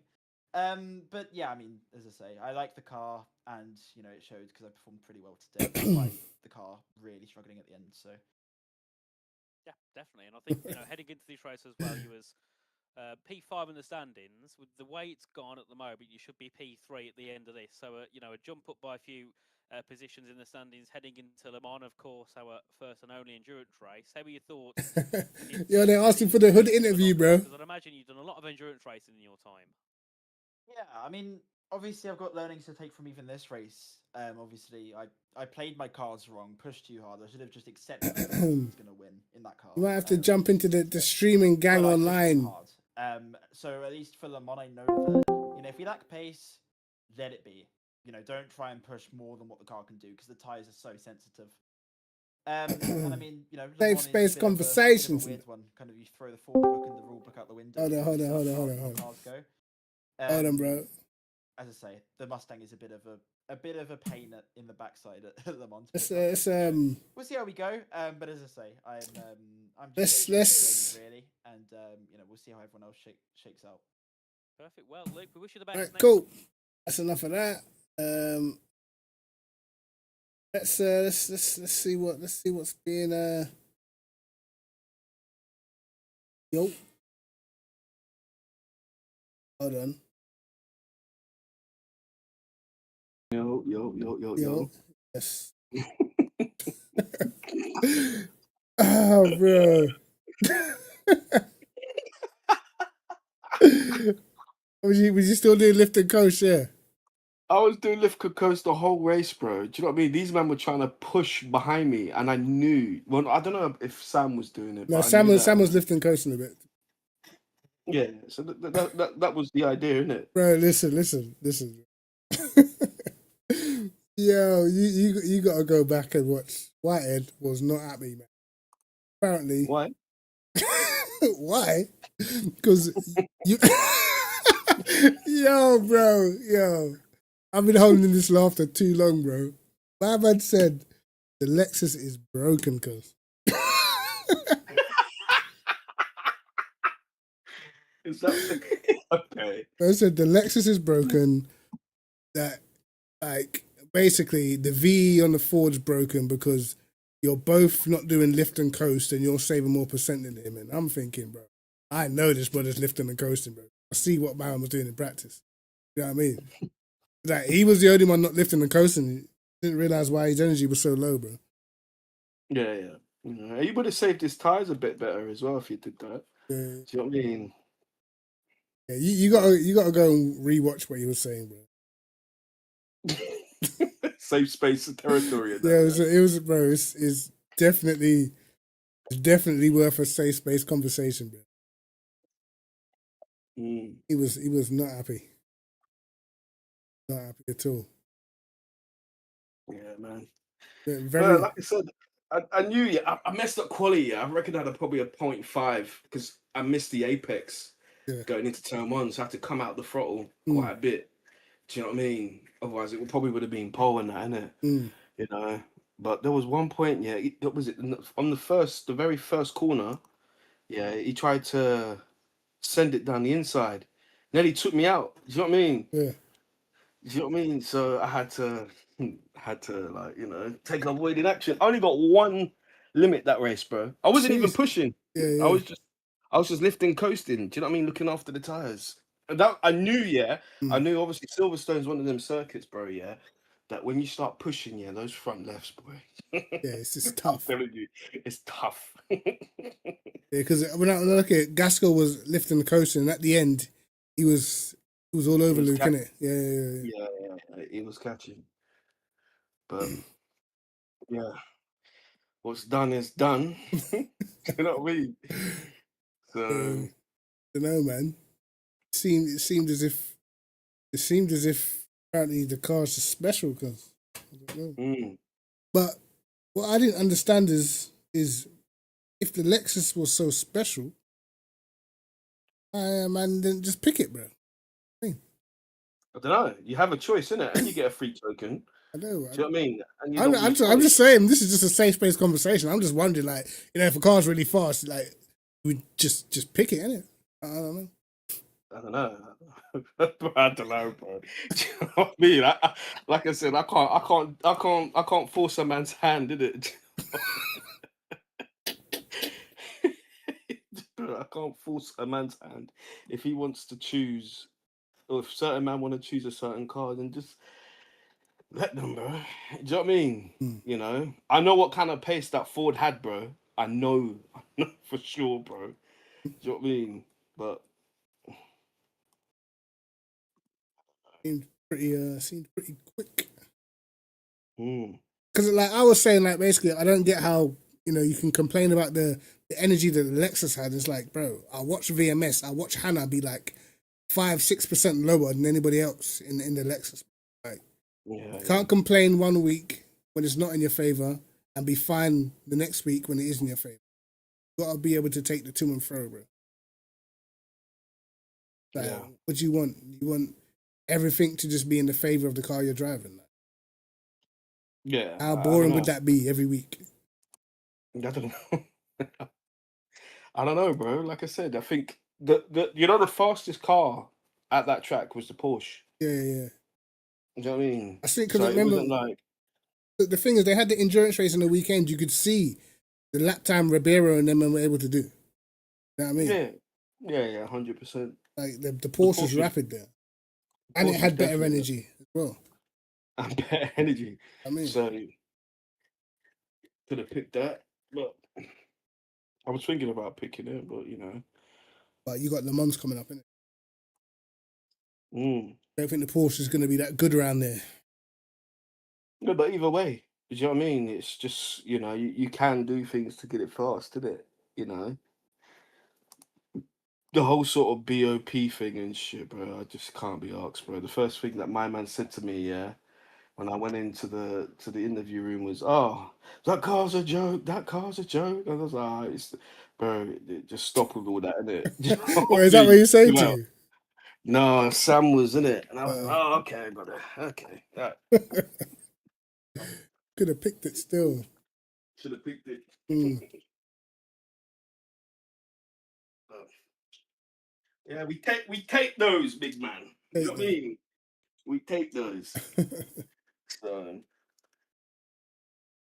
you I mean, know. it was impressive, bro. I see Amulu absolutely destroy the field in the Mm. hybrids. But I think he went on a different strategy with the tires, isn't it? What did he do? He went all mediums, and I think most of them went hards on left side or something. Mm. They did something like that, but yeah, got smoked. He was like, Mm. 7 seconds ahead in 15 minutes. Mm. But because they all went to the Ferrari, I feel like he's always in it. So Yeah, so he yeah, knows, he innit? knows that car inside out, bro. He knows the car. So Have you done? Zach wanted to ask you. Have you done a new setup for the Corvette at Silverstone? I'm actually waiting till the new BOP comes out, innit? Do you know what I mean? Because I need to revise a lot of the setups and stuff, and that's hence why soon I'll be hiring people. Do you know what I mean? To get some of it done and that. But Yeah, I'll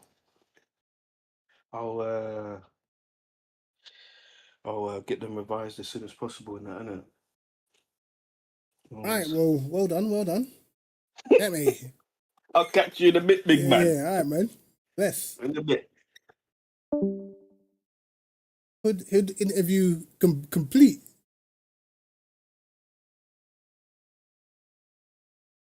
Oh. Yeah, you could message Prent and let him know, bro. That was interesting to say the least, lads. Know what I mean, interesting. But you know, it is what it is.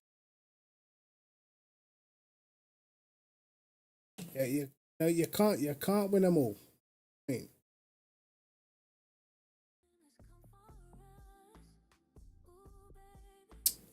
anyway, lads, look.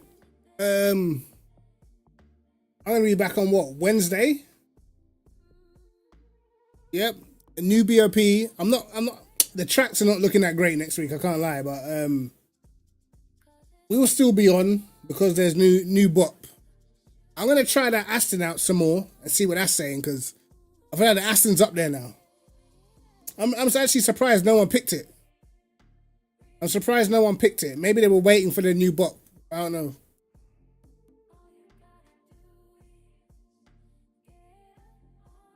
We'll see though.